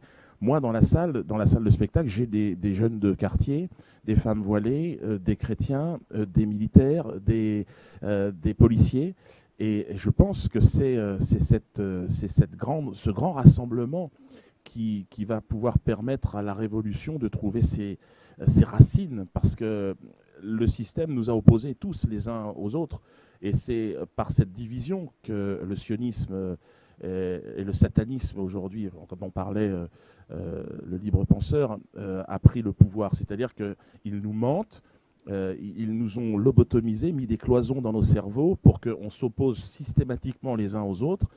Alors le rire, voir rire tous ces gens, moi en même temps, c'est extraordinaire. Puis là, plus ça va, plus je sens effectivement l'utilité de mon travail. Mais je pense que la révolution, que je pense servir aussi au travers de mon travail, elle arrive. Comment va-t-elle se matérialiser? Je pense que si je le savais, je serais mort. Et je pense que c'est un développement organique aussi qui est en train de se produire.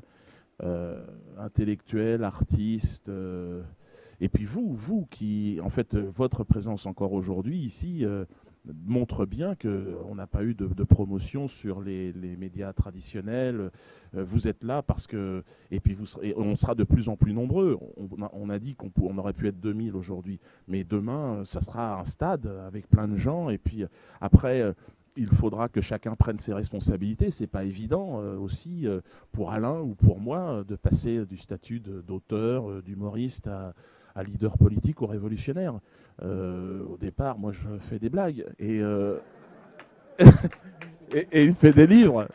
Et donc, il va falloir... c'est là où Chavez, pour nous, évidemment, nous inspire, parce qu'à un moment donné, il faut que chacun prenne ses responsabilités. C'est pour ça que tout à l'heure, je faisais du pied à un général ou un haut gradé de l'armée française. Il faudrait qu'il y en ait un qui nous rejoigne. Ce serait très très important, parce que c'est indispensable. On ne va pas s'entretuer. On va pas finir. Or, le système va faire en sorte qu'à la fin, il y aura un bain de sang. Vous connaissez cette histoire du petit coq qui reste caché et qui sort au dernier moment pour reconstruire la paix et la liberté. Donc, moi, je pense que dans votre question, il y avait aussi toutes les réponses, c'est-à-dire que c'est avec vous, c'est ensemble, et puis il faut aussi qu'on assume aussi, plus ça va. Moi, depuis cette année, j'ai décidé d'assumer un peu plus directement mes responsabilités, puisque le système politique avait voulu me neutraliser, et par le biais de l'administration fiscale, ils ont voulu me chasser de chez moi, un coup de pied dans le cul. Alors bon, j'ai dit, bon, voilà, je vais donc saisi de la maison avec expulsion. Alors j'ai dit, bon, je vais à la banque. Et là, la banque me dit, non, fous le camp, retourne au Cameroun. Alors j'ai dit, c'est bizarre, je travaille, je gagne de l'argent, je voudrais juste un prêt pour payer mes impôts. Ah, non. Et là, je me suis retourné vers le peuple français par Internet et j'ai dit, bon, voilà. Et là, vous m'avez donné cette somme d'argent. Et là, je suis arrivé à ma banque avec 2000 chèques que j'ai posés. Ils n'en revenaient pas. J'ai dit, mais qu'est-ce que c'est que ça? Mais oui, c'est les gens qui me prêtent. Et puis je vais les rembourser à la fin de la tournée que je suis en train de faire.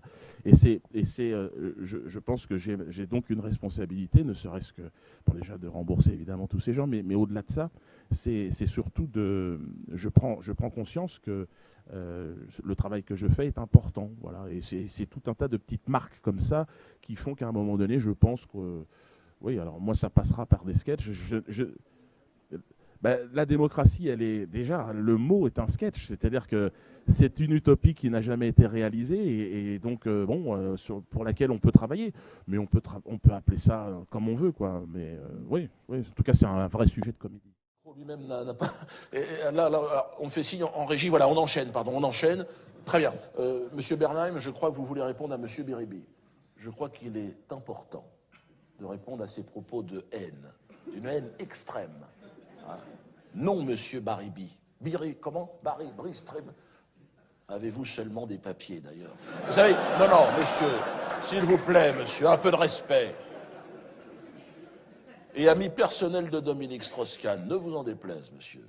Laissez aux lois de cette République, à cette justice républicaine, le soin de se prononcer. Ça n'est pas un islamiste hystérique comme vous de nous dire ce qui est juste, monsieur. Mais écoutez, monsieur, allez caillasser vos femmes et venez me parler de droits de l'homme. Oh, mais ça suffit maintenant!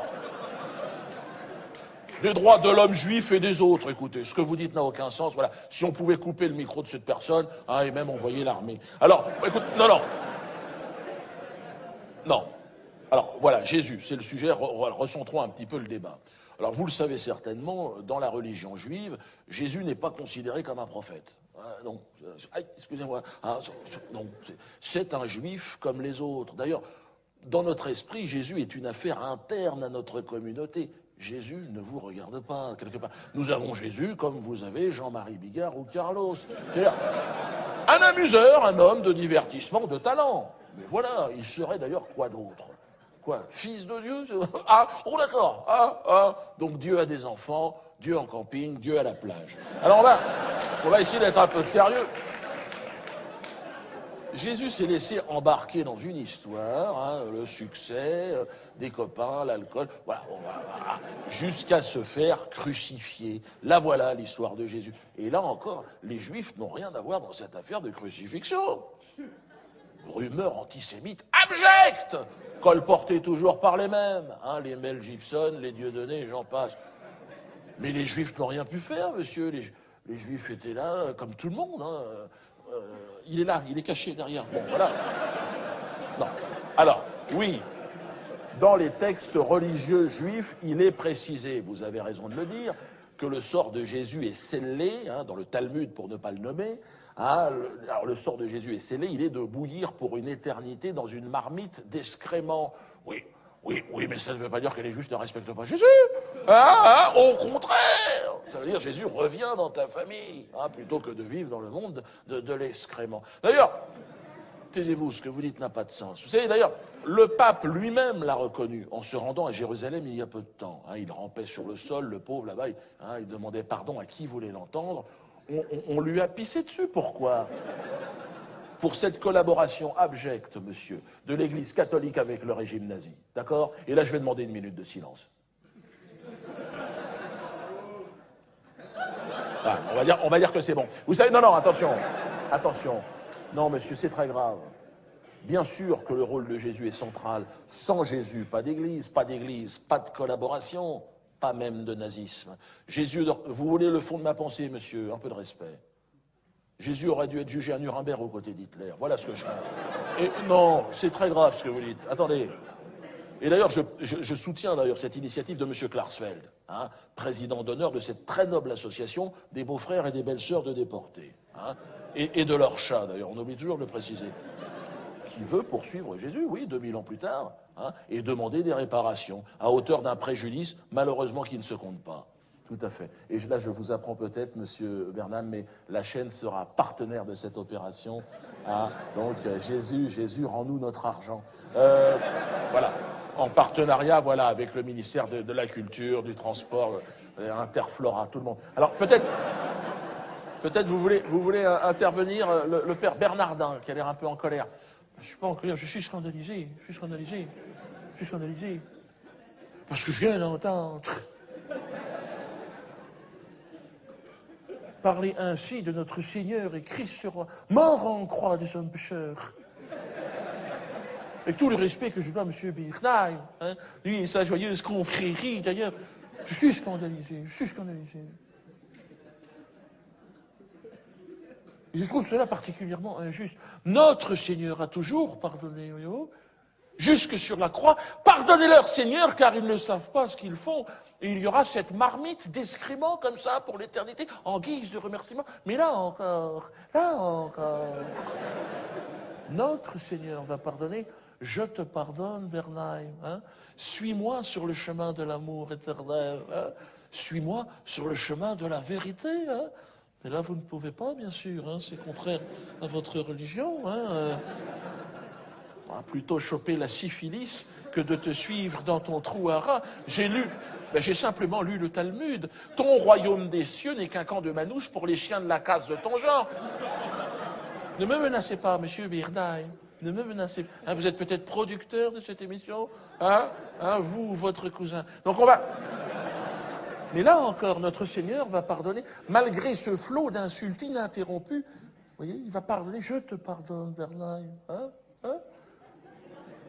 Car les insultes que tu m'adresses En réalité, tu les adresses à ta mère. Hein? Donc, la fin est de moi, je vous l'accorde. Je vais conclure en m'adressant à M. Biribi, que je ne connaissais pas, et qui m'a fait grande impression, M. Biribi. Hein? Il me donne envie d'aller à la mosquée, vraiment. Et de vous inviter dans l'église, voilà. Hein?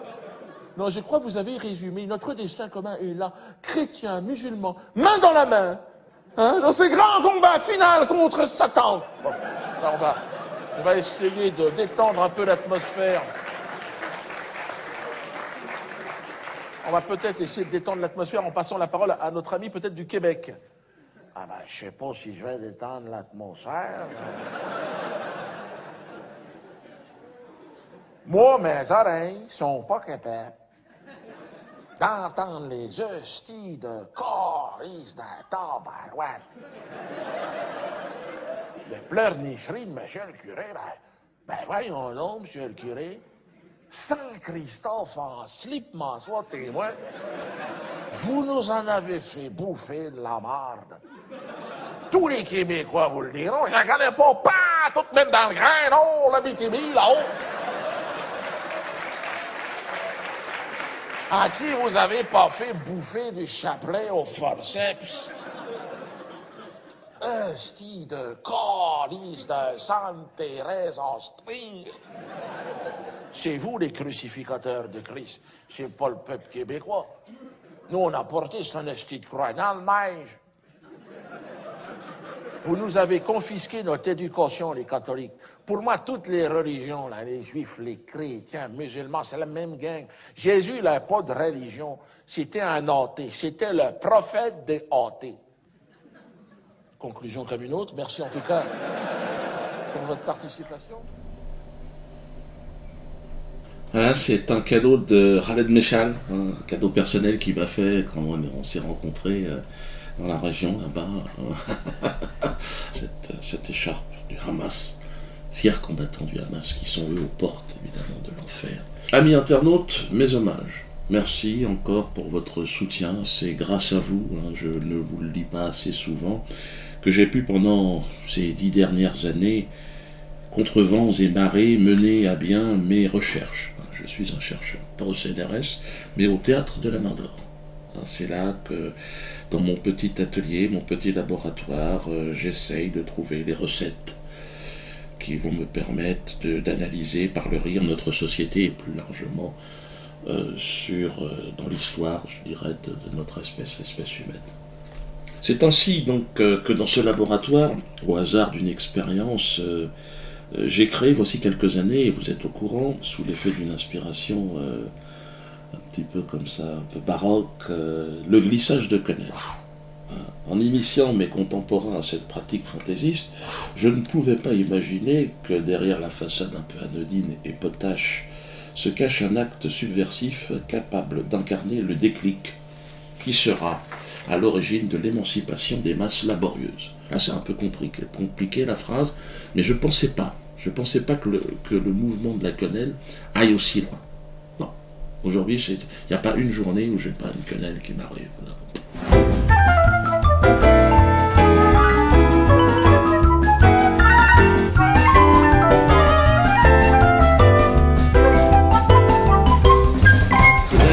Quenelle dans le fion du système.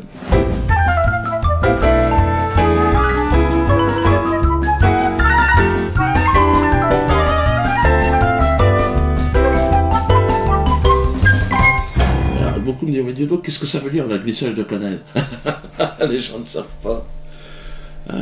Mais aujourd'hui, je dirais que ça ne m'appartient plus. Ce concept, cette formule magique ne m'appartient plus. Elle appartient à la Révolution, qui arrive. Écoutez, oui, elle est là, elle est à côté. Elle est le chemin qui nous conduira vers la victoire. Soyez subversifs, glissez des canards, désobéissez. Faites chier ce système de merde. C'est un vent qui transcende toutes les frontières ethniques, religieuses ou sociales. C'est un tsunami, j'ai envie de dire, le tsunami de la quenelle, qui va balayer les élites du mensonge. Parce que on nous ment à un niveau aujourd'hui. Peuple de France, que te faut-il de plus? Regarde encore une fois, Cahuzac. Je n'ai pas, monsieur le député, je n'ai jamais eu de compte à l'étranger. Je dément, en bloc et en détail. Je n'ai pas Je n'ai jamais eu de compte en suivre. En bloc et en détail. Tout le monde lise des quenelles un peu partout. Les gens ont besoin, ont ce sentiment. Les policiers, regardez. Les policiers sont avec nous. Ils soutiennent le mouvement de la quenelle. Regardez les militaires.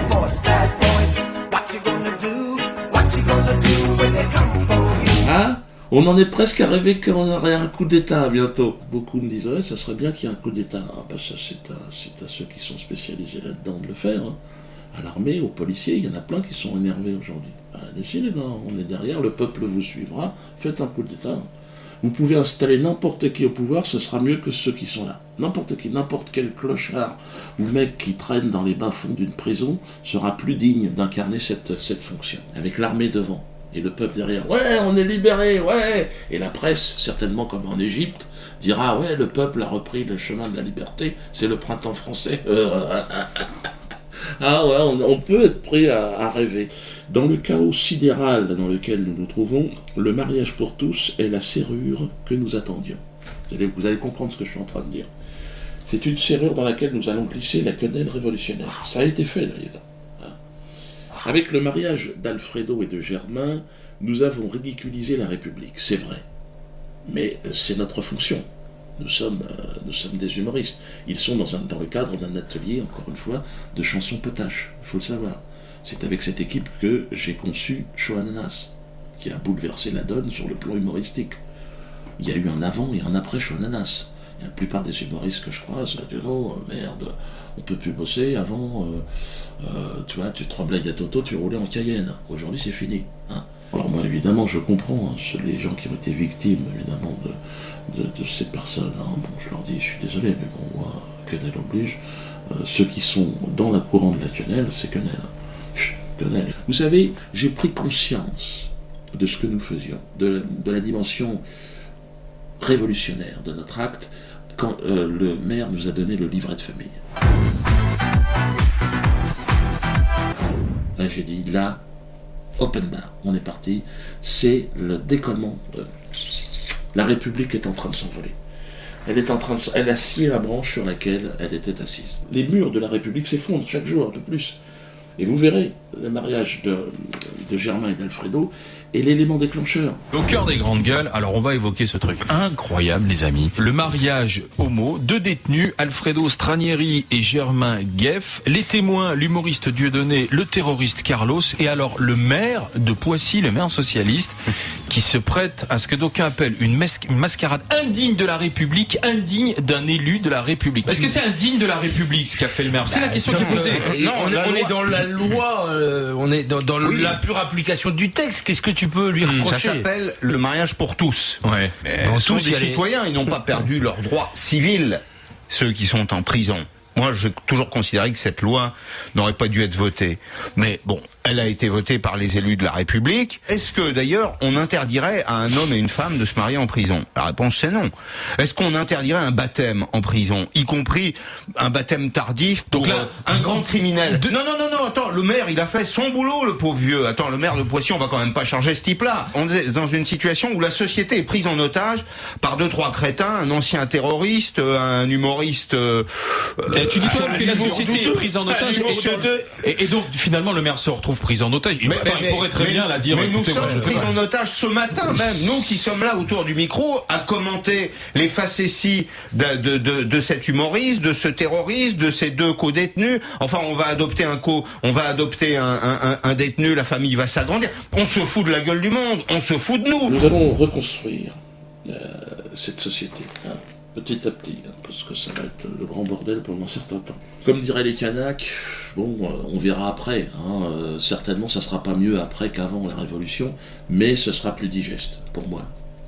Parce que les Kanaks considèrent qu'on est une moisissure sur la Terre, l'espèce humaine. Et c'est vrai que plus j'avance dans l'âge, plus je me dis, on a quand même bien tout foiré, tout dégueulassé. On me reproche aussi, ces derniers temps, d'avoir rapproché des extrêmes. Oui, Biodo, t'as rencontré des nazis, l'extrême droite, t'as rencontré l'extrême gauche, l'extrême religieux, l'extrême con. Oui, peut-être, j'ai rencontré. Mais la vérité n'est-elle pas extrême? La vérité est insupportable. Elle est extrême, toujours. C'est pour ça que quand je dis, moi je suis contre le UMP et l'UPS. Le mensonge se modère, pas la vérité. Vous comprenez ce que je suis en train de dire? Signer la pétition contre la LICRA, qui est la tumeur cancéreuse de la problématique. Il faut faire exploser cette tumeur, donc de manière légale, évidemment, donc par une pétition. Et par la pétition, plus nous serons nombreux, on est déjà à 20 000. Je ne sais pas si vous imaginez, 20 000 personnes qui demandent la dissolution. C'est bien, de cette organisation qui est vraiment, vraiment extrêmement néfaste. Donc, merci à vous, à très bientôt, et vive la France.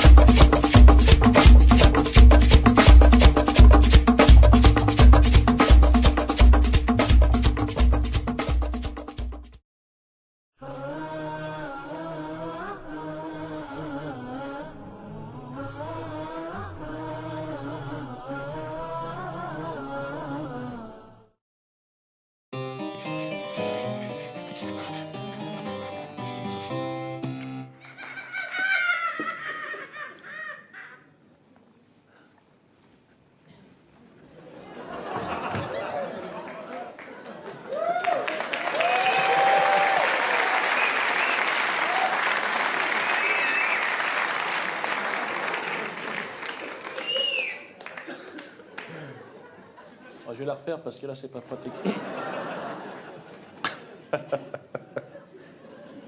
Je sais pas, j'ai l'impression qu'il y en a un qui s'est foutu de ma gueule. Il est au premier rang, il me regarde, il se fout de ma gueule. Faites-le virer, faites-moi virer ce gars. Bon, j'y retourne. Hein.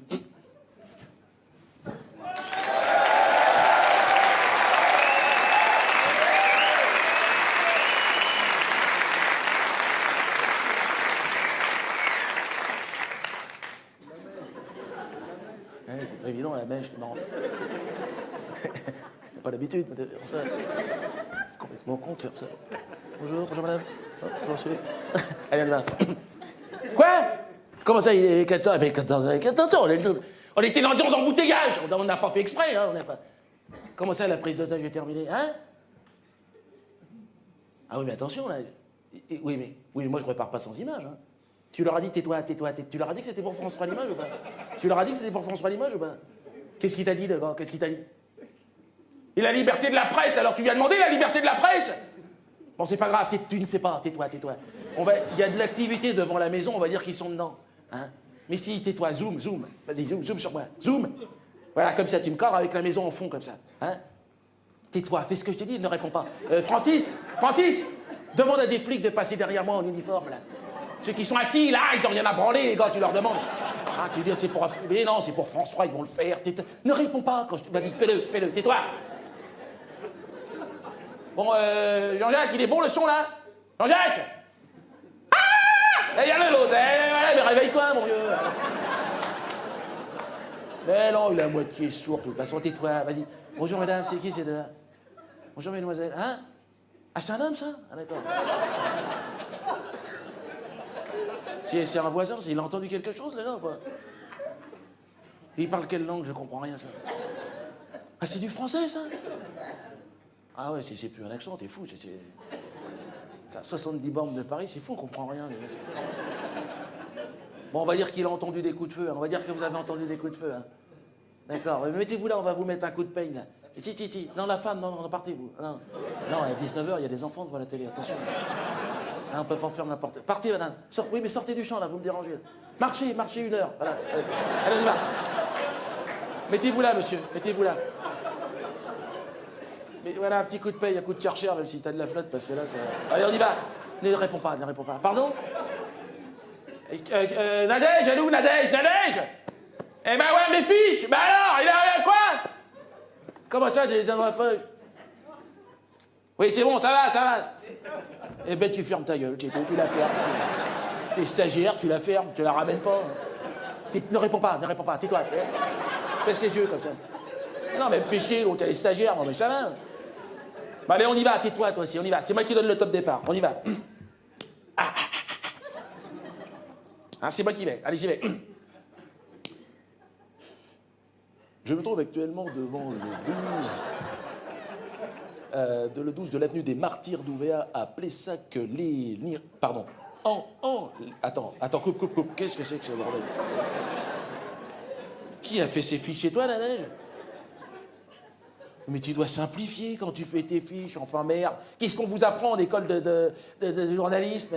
Tu dois simplifier, bordel. Tu dois te mettre à la place du téléspectateur lambda. Hein, le connard de base, le gars. Ben oui. Mais oui, non, je suis désolé, ça veut rien dire. Il y a marqué Mareuil sur le panneau. Ben tu mets Mareuil, c'est simple, ça. Quoi, 60 km? Oui, bon, ben ça va, t'es dans le coin, c'est pas un cours de géographie qu'on donne. Non, mais tu veux m'apprendre mon boulot maintenant, c'est quoi, ça? Mais non, mais m'emmerde de l'autre maintenant, ça va, hein? Escial, regarde la Escial, laisse-la, alors. Ah, j'ai envie de te jeter les caillasses, des fois. Elle apprend son boulot, et alors? Hein, tu simplifies, regarde l'avenue des Martyrs d'OVA, c'est quoi, ça? Mais tout le monde s'en fout, personne ne connaît les Kanaks, c'est quoi, les Kanaks? Eh ben, tu mets Général de Gaulle, quand tu sais pas, tu mets Général de Gaulle. Et oui, mais là, le public peut s'identifier, là, les gens connaissent. Tout le monde sait que le gars, bon, il donnait une émission de radio là pendant la guerre, c'est tout. Ne réponds pas, ferme-toi, mets-toi là comme ça, et ne réponds pas, ne dis rien. Tais-toi! Voilà, on y va, mais oui, mais elle m'emmerde l'autre, on y va. Voilà, c'est ça, tais-toi toi aussi, on y va. Allez, j'y vais. Hein. Je me trouve actuellement devant le 12 de l'avenue du Général de Gaulle à Mareuil, hein, où le comique Dieudonné Blama, hein. Attends, coupe, quoi? Qu'est-ce que c'est, Blama? C'est son nom, ça? Je croyais que la Légitimus, on l'appelle, ou je sais pas quoi. Oui, bon, bah tu mets Dieudonné, à ce moment-là, tu veux pas mettre son groupe sanguin, tant qu'il est. Allez, dégage. Non, mais tire-toi. Non, mais qu'elle dégage. Dégage! Non, mais ça sert à quoi d'avoir des stagiaires si ça te prend la tête et ça te fait perdre ton temps complètement. Allez, on y va, tais-toi, toi aussi, on y va. Voilà, je m'occupe pas, là, je me le fais tout seul. Non, c'est bon. Je me trouve actuellement devant le 12 de l'avenue du Général de Gaulle à Mareuil, où le comique Mousse Diouf est actuellement retenu en otage. Pour l'instant, peu d'informations ou presque sur l'identité de ces ravisseurs. La piste islamiste a bien sûr été avancée, mais difficile de déterminer pour l'instant l'intérêt symbolique d'une telle action. Certains ici avancent même l'hypothèse d'un gag, hein, d'un coup de pub un peu désespéré de cet artiste en très nette perte de vitesse ces dernières semaines et qui aurait trouvé là l'occasion de se faire remarquer. Mais tout de suite, en exclusivité pour France 3 Limoges, un témoin essentiel de ce drame qui a entendu tôt ce matin des coups de feu en provenance de la Souricière. Alors, monsieur Palout, hein, que s'est-il passé très exactement, monsieur Palout? Voilà, coupez, tais-toi, on s'en fout. Pardon? Non, mais là, tu changes de valeur de plan, tu te mets là, tiens, mets-toi là. Voilà, tu le prends comme ça, les gars. Hein? Pardon, monsieur? Comment ça, vous appelez Rodriguez? Oui, bon. Oui, ben c'est très bien, je suis content pour vous. Quoi? Mais j'ai dit Palout parce que on est professionnels, nous, mon vieux. Hein, nous. Ah oui, mais nous, on a un devoir d'objectivité, monsieur. Et voilà, Rodriguez, les gens ne comprennent. On n'est pas en Espagne. Les gens ne peuvent pas comprendre. Eh oui, mais non, mais il faut réfléchir à ça. Comment ça, vous n'habitez pas là? Il habite pas là, le gars? Oui, bon, bah, ouais, mais toi, t'habites là? Ouais, personne. Moi non plus, personne n'habite ici. La réalité, t'entends le gars, la réalité, il est marrant, le gars. Mais la réalité, mon pauvre ami, mais votre réalité, tout le monde s'en fout de votre réalité. Si la réalité intéressait les gens éteindraient leur télé, regarderaient par la fenêtre, abrutis. N'importe quoi, le gars.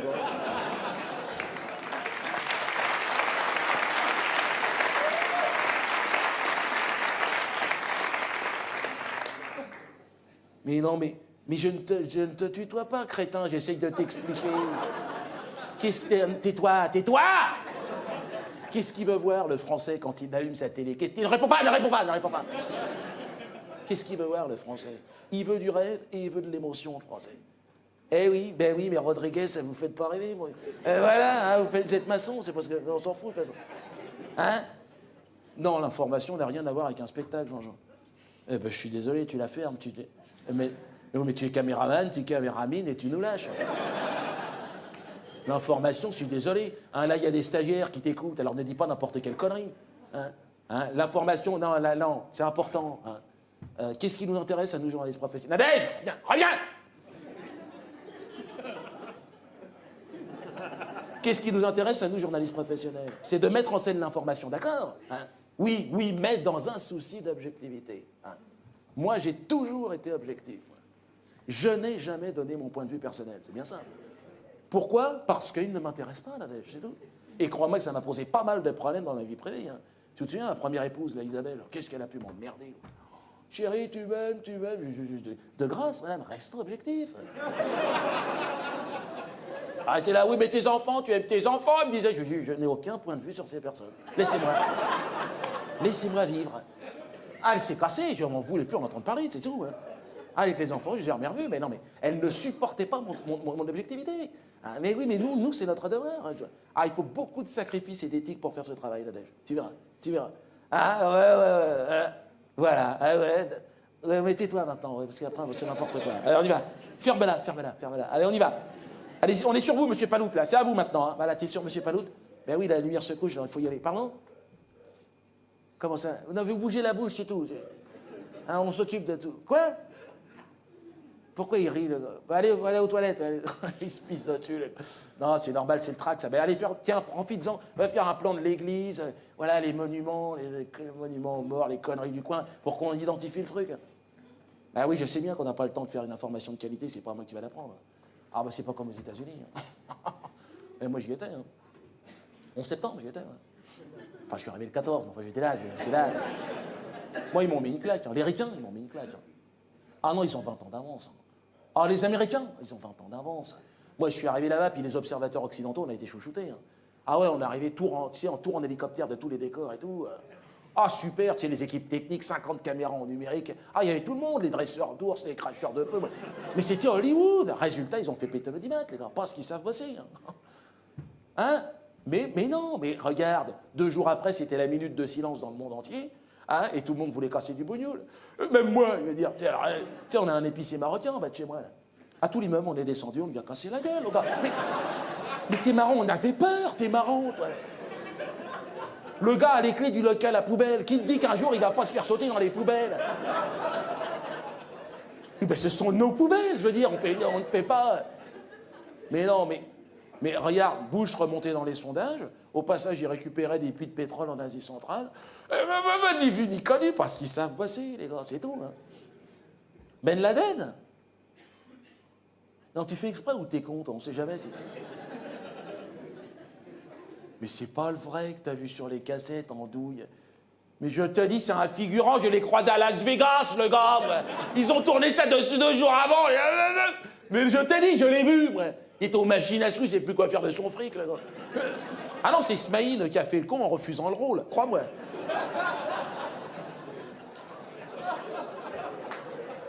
Mais tais-toi, mais tu ne sais rien. Eh bien, ferme-la, physiquement, tu fermes ta bouche. Aujourd'hui, dans l'information, avec un peu d'audace et des moyens, ne réponds pas, ne cherche pas à communiquer avec moi. Non mais tu m'écoutes, c'est tout, tu te tournes de toi et fous le camp même. Aujourd'hui, dans l'information, tu as le pouvoir suprême. Mais ne parle pas! Regarde Berlusconi. C'est l'exemple pour nous tous, journalistes. Parce qu'il a tout compris, cet homme. Parce qu'il sait que l'information, c'est le pouvoir depuis toujours. Mais même les religieux en sont conscients, tout le monde, depuis toujours. C'est le triptyque, ça. T'as fait ton service catholique ou ton... T'es quoi, toi? T'es de quelle religion? Voilà, t'es athée, t'es trop con. Chez nous, les catholiques, c'est le triptyque, ça. Eh bien, c'est-à-dire Rome, Romus, Romae, Rome. L'Empire romain, en douille. Rome, la puissance, Rome, l'Empire, hein, l'Occident, si tu veux. Voilà. Le pape, hein, Papus, Papette, et Berlusconi. C'est-à-dire le Père, le Fils et le Saint-Esprit.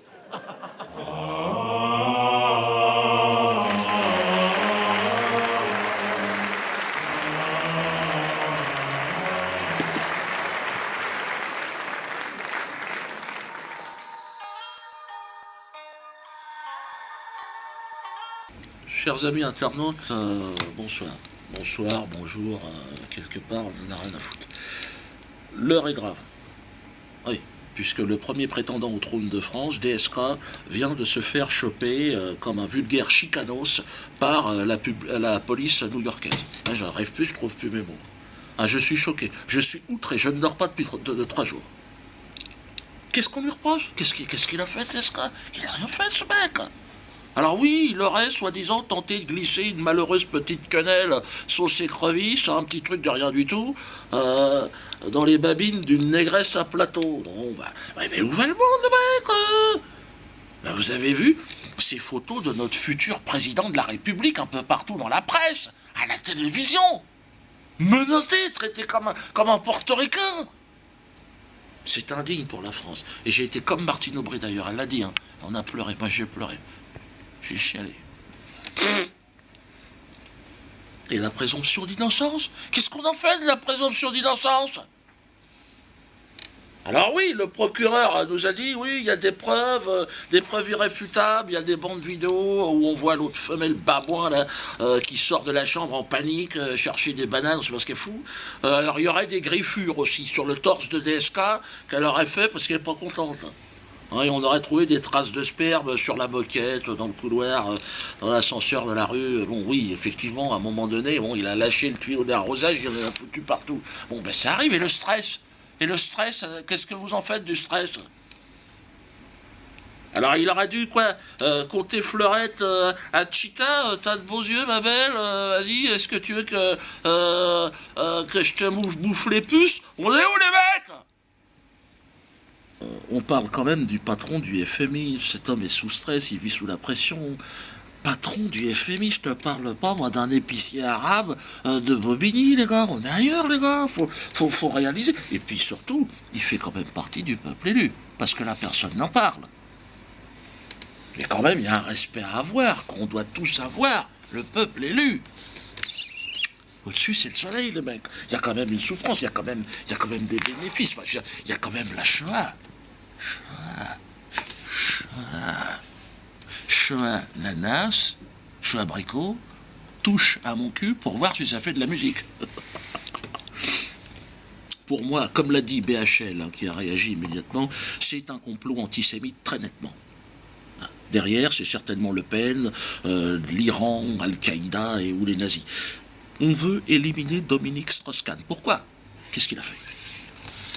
C'est même pas l'éliminer, c'est un véritable programme d'extermination, excusez-moi de vous le dire. Médiatiquement, on n'a jamais vu ça, cet acharnement. Pour moi, l'affaire Strauss-Kahn, je vais vous le dire, c'est une Shoah. On assassine une nouvelle fois 6 millions de morts, la mémoire de 6 millions de morts. Dans des chambres à gaz, et ailleurs d'ailleurs. Pour moi, d'ailleurs, c'est encore pire que les chambres à gaz, ce qui est en train de se passer pour DSK. C'est la Shoah par fellation. Enfin. Donc, soutenons Dominique, grande pétition nationale organisée par notre collectif Soutenons Dominique, avec une collecte de fonds. Envoyez vos dons au Théâtre de la Main d'Or, 15 passages de la Main d'Or, de toute façon l'adresse va s'indiquer. Vous pouvez mettre aussi les chèques à mon nom. Je préfère, parce que en plus Dominique a confiance. La justice américaine lui a quand même demandé 5 millions d'euros, les mecs, putain. Tout frais confondu, tu sais, entre la caution, la garantie, il doit payer aussi un gardien et tout ça. 5 millions d'euros quand même, je veux dire, c'est quand même, je vous le rappelle, Dominique Strauss-Kahn, un homme de gauche. Lui, il vit avec quoi? Il vit avec le SMIC, enfin, un peu plus, parce qu'il y a des faux frais, mais je veux dire, il est de gauche. Donc lui, quand il a de l'argent, il le donne, parce qu'il dit, tiens, toi t'as faim, je te le donne, parce qu'il est de gauche, le mec. Alors, je précise aussi, et là, on passe de sujet à un sujet encore plus important, j'ai mon nouveau spectacle, Rendez-nous Jésus, à partir du 16 juin prochain. Je le jouerai au Théâtre de la Main d'Or, si j'ai encore le Théâtre de la Main d'Or. Les premiers extraits du spectacle seront pour les abonnés, donc ainsi, abonnez-vous, je le dis à chaque fois, tarif réduit pour les abonnés, on vous envoie des DVD gratuits. On ne l'a pas encore fait, mais on va le faire. Vous allez recevoir votre DVD. Pour ça, il faut envoyer, mais bon, ils vont vous expliquer, allez sur le site, ils vont vous expliquer. iamdiodo.com. Bref, abonnez-vous, et puis pour le reste, je crois que j'en ai assez dit pour ce soir.